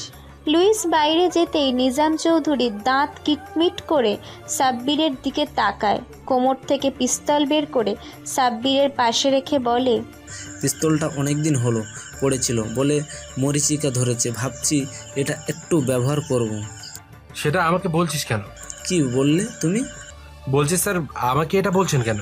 হ্যাঁ, বলছি কি আর, এমনি এমনি এটা ব্যবহার আমি তোর মাথা ফুটো করেই করব। কথাটা বলে নিজাম চৌধুরী সাব্বিরের মাথায় পিস্তল ঠেকায়। সাব্বির তখন স্বাভাবিকভাবে বসে আছে। আজকের পর থেকে তোকে যেন আমার মেয়ের আশেপাশে না দেখি, জানিস তুই একমাত্র ব্যক্তি যাকে কিনা আমার মেয়ে স্পর্শ করেছে। মন চাচ্ছে তোকে এক্ষুনি মেরে দে, কিন্তু কিন্তু পারবেন না, আপনার মেয়ে এসে গেছে। পেছনে তাকিয়ে দেখুন। মানে? নিজাম চৌধুরী পেছনে তাকিয়ে দেখে রিয়া দরজা ঠেলে ভেতরে ঢুকছে। নিজাম চৌধুরী দ্রুত পিস্তলটা নিজের কোমরে গুঁজে রেখে মুচকি হাসি দিয়ে বলে, কিরে মা, তোকে না ঘুমাতে বললাম, তাও এলি কেন? আমি তো ভাবলাম তুমি হয়তো মনে ভুলে যাবে আসতে, তাই আমি এলাম। তা সাব্বির, এখন কেমন বোধ করছো? আর কি বলবো আপু, মাথায় এত এত জ্বালা করছে যে মনে হচ্ছে মাথা ফেটে যাবে আমার। কি, এই ঔষধ খেয়েছো? বাবা তুমি যাও তোমার কাজে, আমি দেখছি সাব্বিরকে। মা, আমি ডাক্তারকে ডাকছি। বাবা তুমি যাও তো, সব সময় শুধু বেশি বোঝো। আর ছেলেটা আমার জন্য বিছানায় শুয়ে, আর তুমি কিনা বলছো ওর সেবা ডাক্তার এসে করবে। ডাক্তার ঔষধ দিয়েছে, আমি খাইয়ে দেব, তুমি যাও। না, তুমি যাও, তোমাকে দেখে সাব্বির বেশি ভয় পাবে। নিজাম চৌধুরী অসহায় দৃষ্টিতে তার মেয়ের দিকে তাকিয়ে বাড়ি থেকে বের হয়ে যায়। এদিকে রিয়া সাব্বিরকে ওষুধ খাইয়ে দিবে ওর পাশে বসে। তারপর, এই বাবা তোমার কিছু করেনি তো? ঠিক সময় না আসলে করে দিত। যাক, তুমি বুদ্ধি করে আমাকে ফোন দিয়েছিলে, না হলে তো আমি ঘুমিয়েই পড়তাম। এখন কি করবে শুনি? কি আর করবো, ইচ্ছে করছে হবু বউকে জড়িয়ে ধরে আদর করতে থাকি। এই ভুলে যাচ্ছ নাকি আমি তোমার সিনিয়র? তাতে কি, হবু বউ তো বউই, তাই না? এসো একটু জড়িয়ে ধরি। রিয়া না না করলেও তেমন একটা বাধা দেয় না। সাব্বির রিয়াকে আলতো করে জড়িয়ে ধরে, আর রিয়া সাব্বিরের বুকে শুয়ে চোখ বন্ধ করে নেয়। প্রায় ৩-৪ ঘন্টা পর লুইসের দরজা নক করার শব্দে সাব্বির আর রিয়ার ঘুম ভেঙে যায়। বাহির থেকে লুইস বলতে থাকে, ভাই, ভাবির বাবা এসেছে, নিচে গাড়ি পার্কিং করছে। ঠিক আছে, তাকে আসতে দাও। সাব্বির আর রিয়া দুজনেই স্বাভাবিকভাবে একে অপরের থেকে দূরে গিয়ে বসে। এরই মাঝে নিজাম চৌধুরী ঘরে ঢুকে পড়ে আর ভ্রু কুঁচকে সাব্বিরের দিকে তাকায়। তারপর, মা, তুই বাসায় যাসনি? আমি এখানেই থাকবো, এখানে থাকতে আমার ভালো লাগছে বাবা। এই ছোট ঘরে তুই থাকবি? তোর জন্য আমি রাজকীয় ঘর রেখেছি। কি জন্য? চল বাসায়। বাবা তুমি বুঝছো না কেন, আমার এখানে থাকতে ভালো লাগছে। প্লিজ তুমি যাও, আমি এখানে ভালো আছি। নিজাম চৌধুরী এবার আর নিজের রাগ সামলে রাখতে পারে না। হুঙ্কার দিয়ে রিয়াকে বলে, রিয়া, অনেক সহ্য করেছি, এবার কিন্তু আমি কিছু একটা করে ফেলবো, বলে দিচ্ছি। চুপচাপ বাসায় চল, এসব ভিখারির বাচ্চার জন্য তোকে কষ্ট করতে হবে না। বাবা একটা দিনই তো মাত্র, আগামীকাল চলে যাব, প্রমিস। ঠিক আছে, আজ আমি যাচ্ছি, তবে আগামীকাল কিন্তু আমি বাসায় নিয়ে যাব। ঠিক আছে, তুমি যাও। নিজাম চৌধুরী চলে যেতেই লুইস হাতে অনেকগুলো প্লেটে খাবার নিয়ে এসে রিয়াদের সামনে রাখে। রাত হয়ে গিয়েছে? জি ভাবি, রাত 10টা বেজে গিয়েছে। সাব্বির থাকো, আমি একটু ফ্রেশ হয়ে আসি। রিয়া বাথরুমে যেতেই সাব্বির ফিসফিস করে লুইসকে বলে, লুইস, আজ রাতে কিছু একটা হবে, বুঝতে পেরেছো? রিয়ার জন্য আমি কিছু করতে পারবো না। তুমি আরো লোক নিয়ে এসো, পুরো বাড়ি ঘিরে ফেলো, আর ফার্স্ট অচেনা সেই লোকগুলোকে ধরে নিয়ে যাও আমাদের গোডাউনে। জি বস, আমি শুনেছি, আর টেনশন করবেন না, সব কিছু বুলেট প্রুফ। আর আমি নিয়ে এসেছি 100 জনকে যারা লুকিয়ে আছে সরঙ্গে। রাত হলেই বের করে আনবো। ঠিক আছে, আর শোনো, খাওয়া দাওয়া করেছো? জি না বস, আপনাদের দিয়ে আমি গিয়ে খাবো। যাও খাওয়া দাওয়া করে নাও। লুইস চলে যায়। একটু পর রিয়া এসে সাব্বিরের পাশে বসে, সাব্বিরকে খাইয়ে দিতে থাকে। সাব্বির নিজেও রিয়াকে খাইয়ে দেয়। খাওয়া দাওয়া শেষে রিয়া প্লেটগুলো কিচেনে রেখে এসে সাব্বিরের পাশে শুয়ে ওকে জড়িয়ে ধরে বলে, এই তোমার মাঝে কি আছে এমন বলো তো, যে তোমার পাশে থাকতে আমার এত ভালো লাগে? ভালোবাসা, মায়া, অনুভূতি আর বিশ্বাস আছে, বুঝলি? এখন ঘুমিয়ে পড়ে যান, আগামীকাল তো কলেজ আছে, তাই না? কলেজে যাবে তুমি? হ্যাঁ। রিয়া সাব্বিরের কপালে আলতো করে ঠোঁট ছুঁয়ে দিয়ে চোখ বন্ধ করে ফেলে। আর ঠিক তখনই দূর থেকে একটা বুলেট এসে সাব্বিরের বিছানার পাশে বুলেটে আঘাত করে, কিন্তু বুলেট প্রুফ হওয়ায় কিচ্ছু হয়নি, হালকা শব্দ ছাড়া। ঠিক তখনই আরও কয়েকটা বুলেট এসে লাগে। সাব্বির মুচকি হেসে রিয়াকে জড়িয়ে ধরে ঘুমিয়ে পড়ে। পরের দিন সকালে রিয়া ঘুম থেকে উঠে জানালা খুলতে গিয়ে চমকে উঠে। পুরো জানালা ভাঙা, দ্রুত রিয়া সাব্বিরকে ডাকতে থাকে। সাব্বির শোনা, দেখো না জানলা অমন ভাঙা কেন? সাব্বির চোখ খুলে জানালার দিকে তাকায়, তারপর মৃদু হেসে বলে, মনে হয় কোনো চোর এসেছিল চুরি করতে, কিন্তু জানালা খুলতে পারেনি দেখে ভাঙতে নিয়েছিল। কি বলো? আমাদের বাসার জানলা তো একটা আঘাত করে ভেঙে যায়। এটা দামি গ্লাস, হয়তো বাড়িওয়ালা লাগিয়েছে। চলো ফ্রেশ হয়ে নেই, রান্না করতে হবে। ওই কুত্তা, লজ্জা নেই নাকি আমার শুনি? তুমি এখানে থাকো, আমি যাচ্ছি আগে, তারপর তুমি। আর নিজের লুঙ্গি কই দেখছো? শুধু আমার সামনে শর্ট প্যান্ট পরে দাঁড়িয়ে আছো। তাতে কি, বউয়ের সামনে আবার কিসের লজ্জা? ও হ্যালো মিস্টার, আগে কিছু করো তারপরে বউ বানিও। হ্যাঁ করি তো, এই যে রিয়াকে ভালোবাসি। রিয়া লজ্জা পেয়ে চলে যায় বাথরুমে। আর সাব্বির ড্রয়িং রুমে আসতে দেখেই লুইস নাস্তা বানিয়ে ফেলেছে। লুইস, গত রাতে কি হলো? বস ক্ষমা করবেন, হঠাৎ স্নাইপার দিয়ে আক্রমণ করেছিল আপনার ওপর। আমরা কাউকে মারিনি, সবগুলো জীবিত রেখেছি আপনাকে দেখাবো বলে। লুইস, স্নাইপার রিভলভার রেডি করো, আর তুমি দ্রুত লুকিয়ে সুরঙ্গে যাও, তোমার ভাবি আসবে। লুইস চলে যায়। সাব্বির খাবারগুলো নিয়ে চলে আসে রুমে। এসে দেখে রিয়া ফ্রেশ হয়ে বের হয়ে এসেছে। ফ্রেশ হয়ে গিয়েছো জান? এবার তুমি যাও। এই যে খাবার ব্যবস্থা হয়ে গেছে, আমি যাবো আর আসবো, ততক্ষণে তুমি শুরু করে দাও খাওয়া। তুমি এসো, একসাথে খাবো। সাব্বির ফ্রেশ হয়ে এসে খেতে থাকে, সাথে রিয়াও। খাওয়া দাওয়া শেষ করে রিয়া আর সাব্বির রেডি হয়ে চলে আসে নিচে। ঠিক তার কিছুক্ষণ পরই রিয়া ড্রাইভার গাড়ি নিয়ে আসে।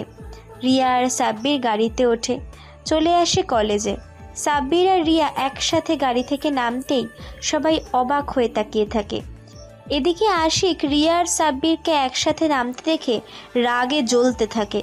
রিয়া সাব্বিরকে রেখে চলে যায় ক্লাসে, আর সাব্বির দাঁড়িয়ে আশেপাশে হাঁটতে থাকে। এমন সময় আবির, রাজ সহ আরও কয়েকজন সাব্বিরকে ঘিরে ধরে। তারপর, কি রে হিরো, ভালোই দেখছি রিয়ার সাথে লুতুপুতু করছিস। কি বলছেন ভাইয়া, এসব লুতুপুতু এটা আবার কি? জানিস না লুতুপুতু কি? তাহলে বল, তুই আর রিয়া একসাথে এলি কেন? রিয়া আপুই আমাকে বলেছিল তার গাড়িতে উঠতে, তাই তো আমি বাধ্য হয়ে উঠেছিলাম। শোন, আজকের পর থেকে রিয়ার আশেপাশে আসবি না, মনে থাকবে? জি।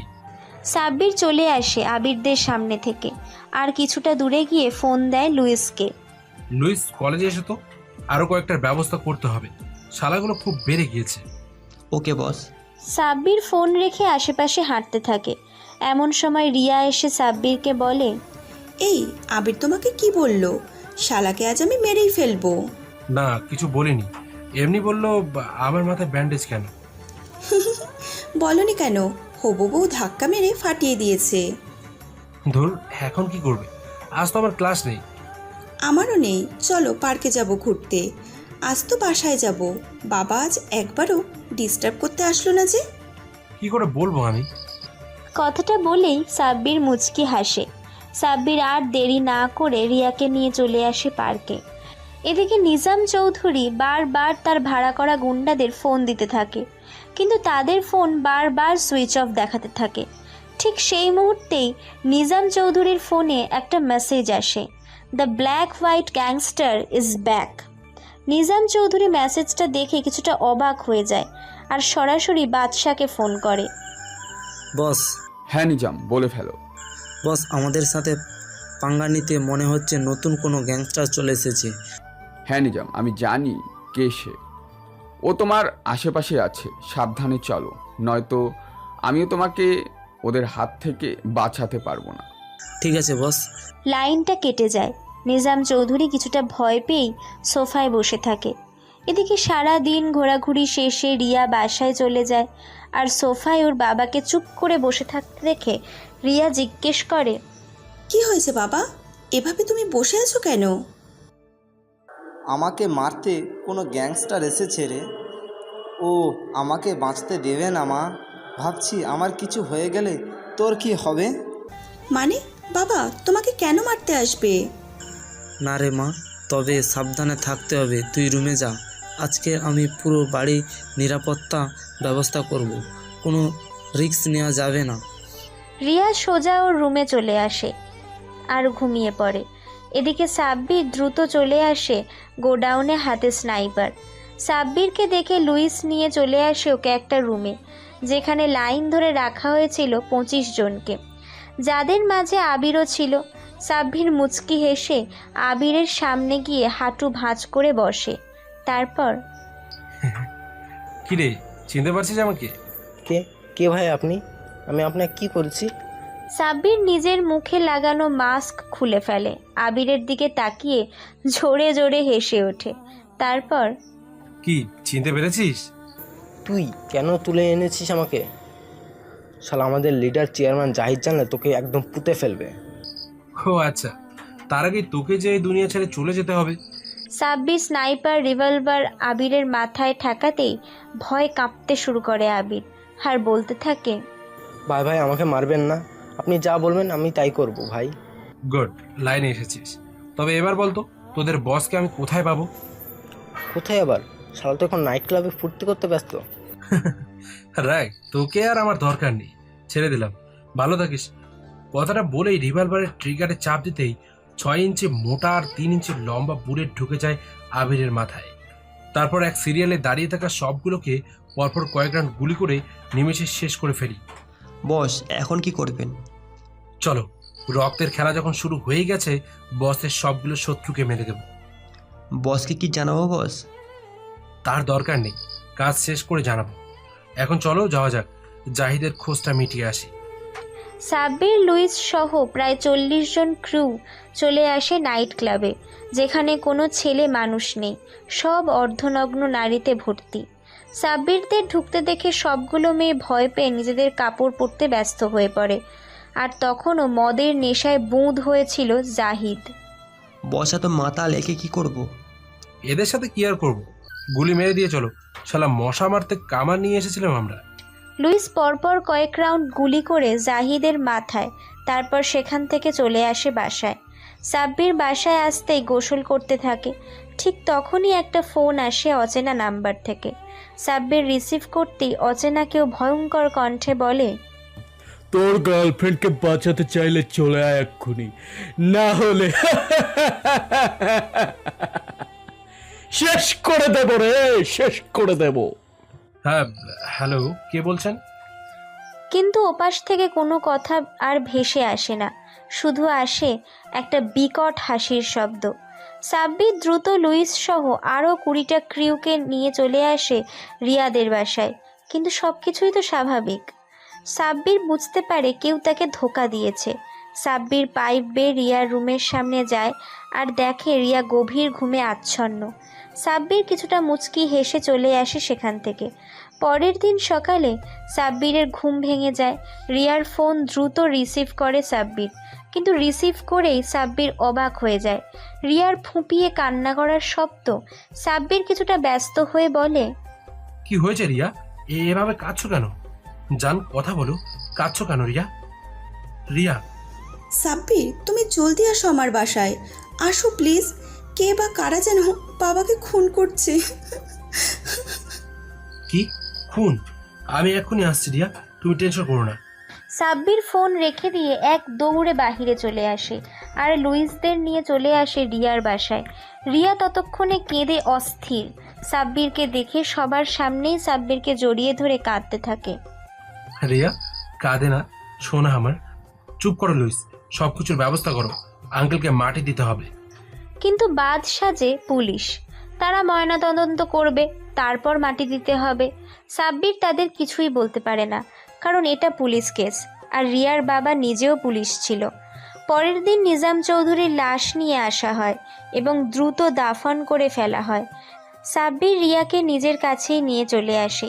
10 দিন পর হঠাৎ একদিন ডন ফোন দেয় সাব্বিরকে আর যেতে বলে সবাইকে নিয়ে। সাব্বির কিছু বলার আগেই ডন ফোনটা কেটে দেয়। সাব্বির পরে বিপদে, রিয়াকে রেখে কি করে যাবে ও? কিন্তু যেতে তো হবেই।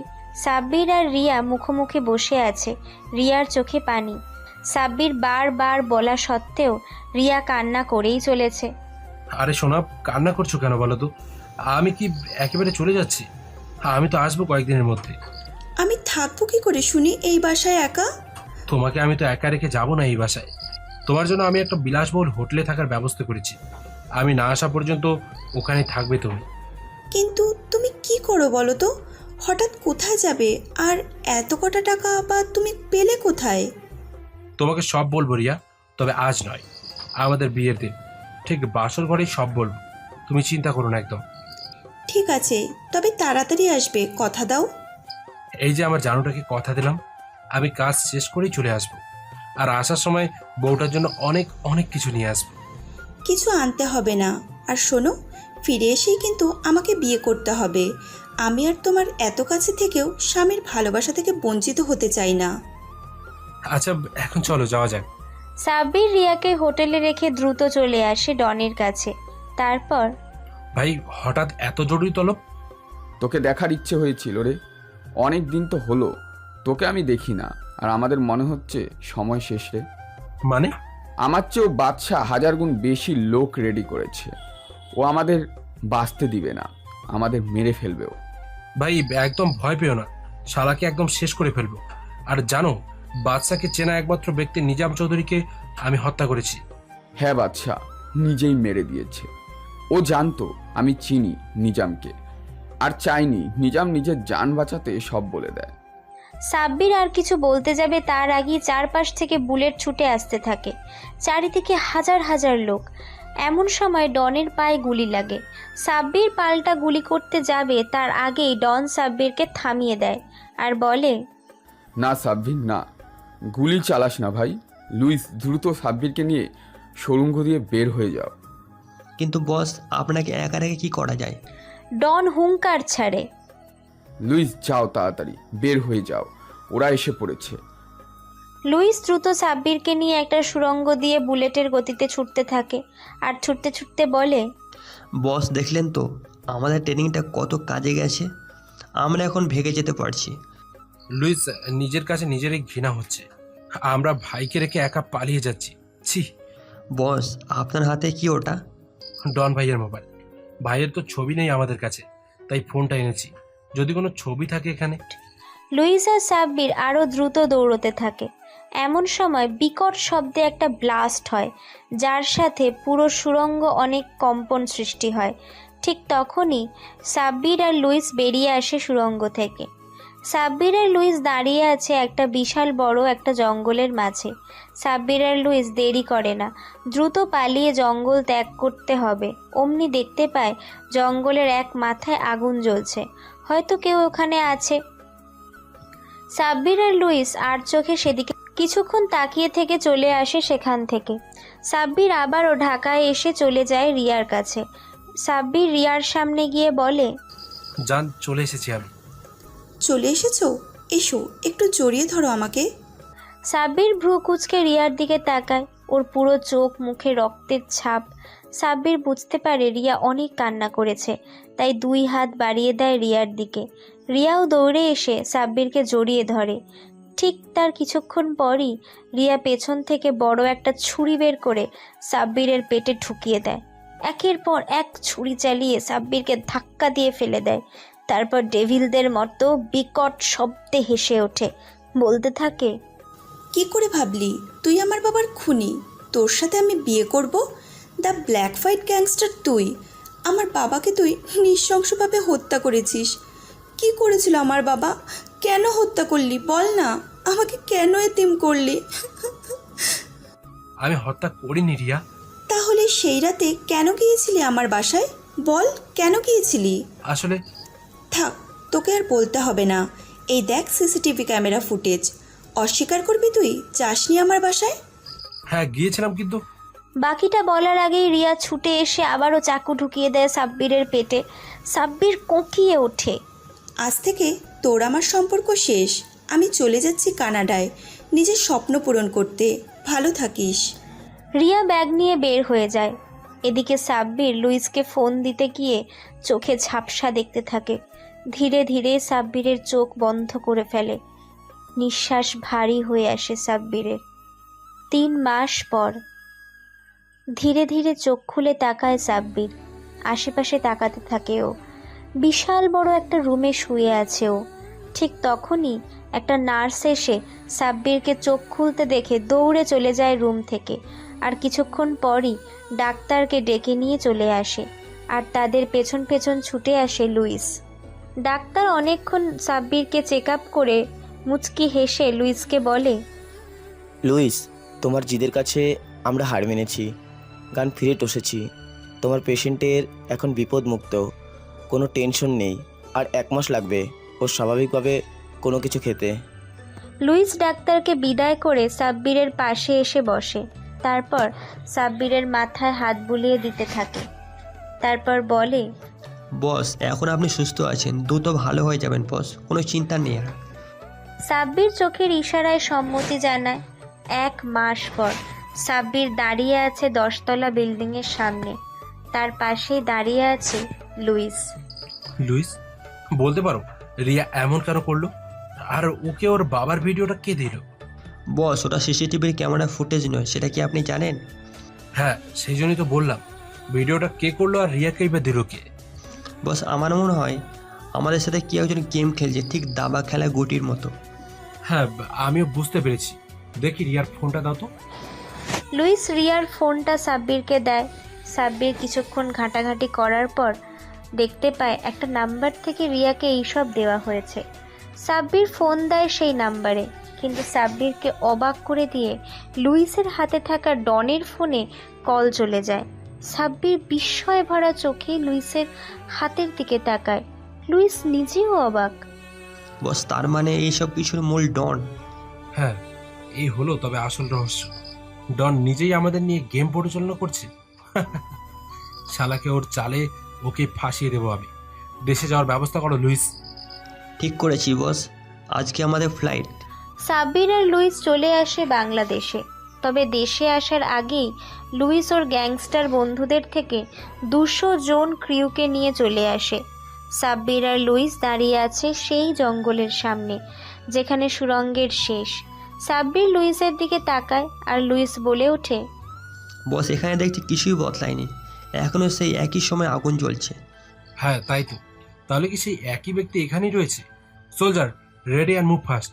সাব্বির আর লুইস সাথে পুরো 500 জন ক্রিউ ঘিরে ফেলে পুরো জঙ্গলে আর সামনে এগিয়ে যেতে থাকে। সাব্বির আর লুইস অনেকটা কাছে চলে আসে যেখানে আগুন জ্বলছিল, আর কাছে আসতেই শুনতে পায় কারো কণ্ঠ। হা হা, শালা কি দারুণ আছি আমার এখানে, তাই না জাহিদ? হ্যাঁ, শালা এসেছিল আমাদের মারতে। এখন তো মনে হয় শালা নিজেই মরে পচে ভূত হয়ে গিয়েছে। কিন্তু কষ্ট হচ্ছে আমার, বুঝলে জাহিদ। রিহা আমাকে ওর বাবা ভাবতো, কিন্তু ও তো জানে না আমি ওর বাবা মাকে খুন করেছিলাম শুধুমাত্র টাকার জন্য। ওদের বাড়ির ড্রাইভার ছিলাম আমি। মানতে হবে, আমাদের বস বাদশাহ একজন মাস্টার মাইন্ড। কি সুন্দরভাবে আমাদের ক্লোন তৈরি করে আমাদের জায়গায় রেখে দিল, আর আমরা চলে এলাম এখানে। আর কতদিন গোলামি করব? দিশা, এবার আমাদের প্ল্যান করতে হবে কি করে আমরা মেরে দেব বাদশাহকে আর নিজেরাই বাদশাহ হব। হ্যাঁ ঠিক বলছো, শালাকে খুব তাড়াতাড়ি টপকাতে হবে। কিন্তু পাবো কই শালাকে? এখনো তো দেখিনি আমি। হে হে, আমি দেখছি, তুই টেনশন করিস না, আমি জানি শালা কোথায় থাকে। ঠিক সেই মুহূর্তে সাব্বির, লুইস সহ সবাই নিজাম চৌধুরী আর জাহিদের সামনে চলে আসে। লুইস, ভিডিও করছো তো? জি বস, একদম ফুল এইচডি ভিডিও করেছি। এটা এখন বাদশাকে পাঠাবো। শালা যার খায় তাকেই মারতে চাই। সাব্বির, তুই বেঁচে আছিস? কেন, কি ভেবেছিলি আমাকে মেরে ফেলতে পারবি? শালা এবার তোদের মৃত্যু কনফার্ম রে।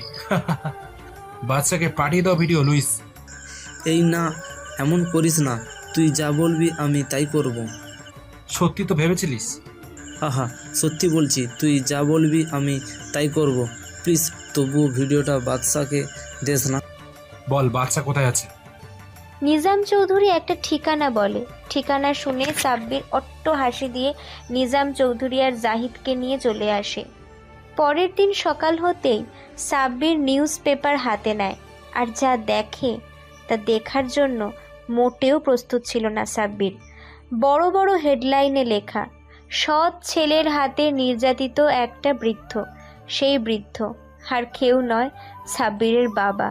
সাব্বির যতই রেগে থাকুক না কেন, ওর বাবার ওপর যতই হোক, নিজের বাবা বলে কথা। সাব্বির সেই সকালেই বেরিয়ে পড়ে বগুড়া আসার জন্য, আর এসে পৌঁছে যায় বগুড়ায়। সাব্বির 10টা গাড়ি নিয়ে চলে আসে ওদের বাড়ির সামনে, আর দেখে একটা বয়স্ক লোক, হাত পা ব্যান্ডেজ করা, গায়ে পুরনো জীর্ণ শীর্ণ লুঙ্গি আর গেঞ্জি।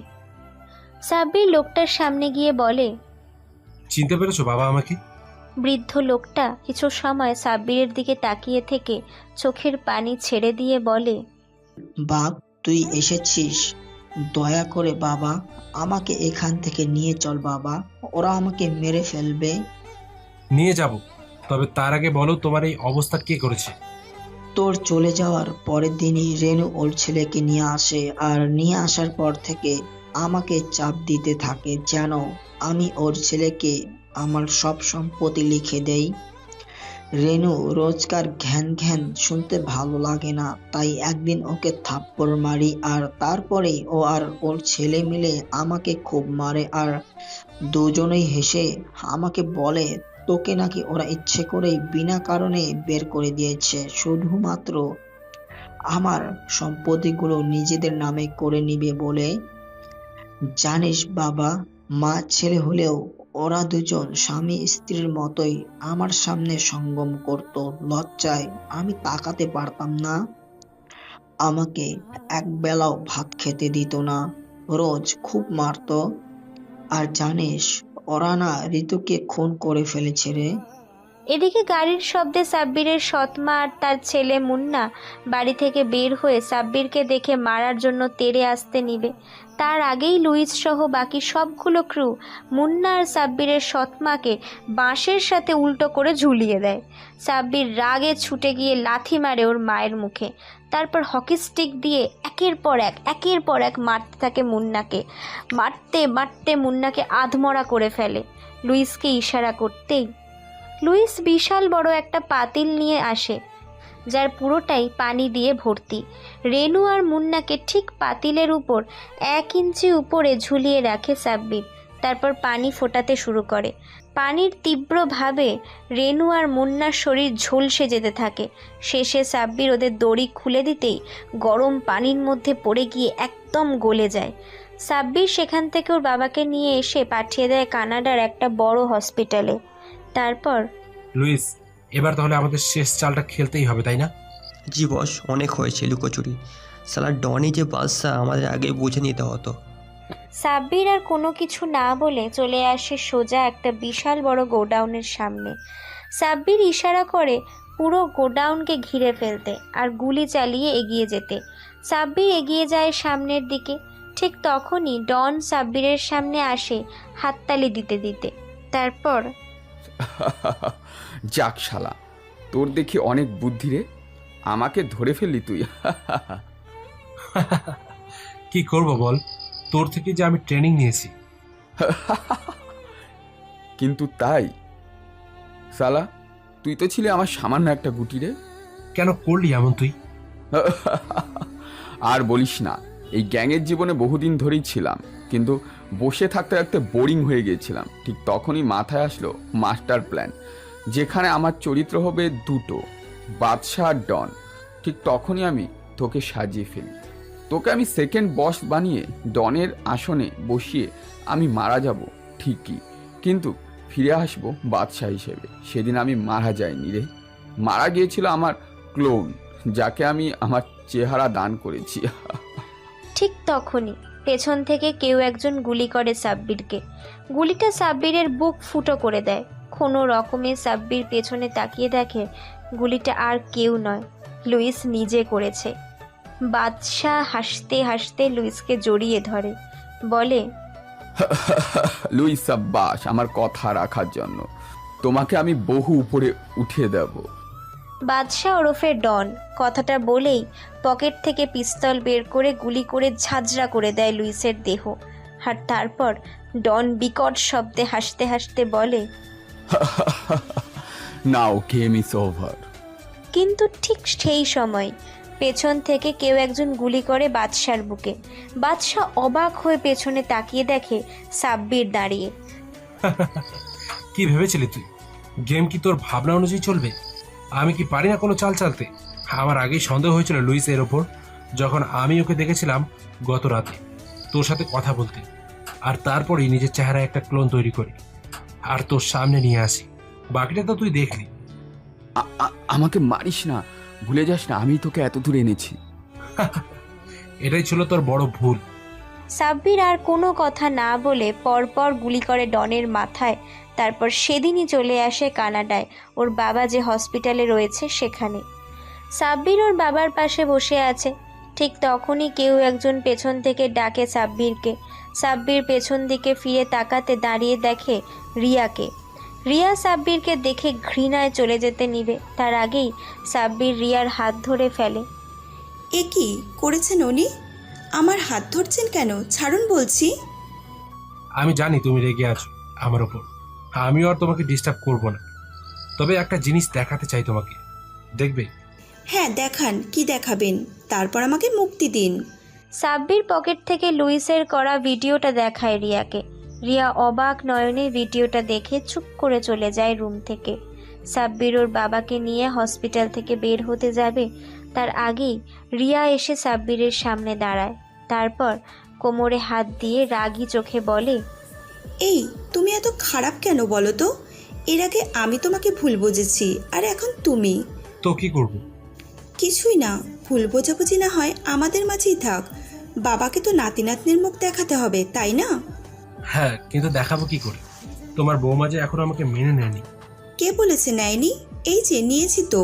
রিয়া কথাটা বলেই সাব্বিরকে শক্ত করে জড়িয়ে ধরে আর কানে কানে ফিসফিস করে বলে, এই সামিয়ার আব্বু, ভালোবাসি। হ্যাঁ রাফসানের আম্মু, আমিও তোমাকে ভালোবাসি। ডিয়ার পাঠক পাঠিকাগণ, গল্পটা কেমন লাগলো জানাবেন। আর হ্যাঁ, এই প্রেমের কুড়েঘর চ্যানেল অ্যাডমিন তৌফিকের লেখা, প্লাস রাফসান চর সাদিয়া হলো রিয়া আর সাব্বিরের ফিউচার বেবি। আর হ্যাঁ, অবশ্যই বলবেন গল্পটা কেমন হয়েছে। ধন্যবাদ।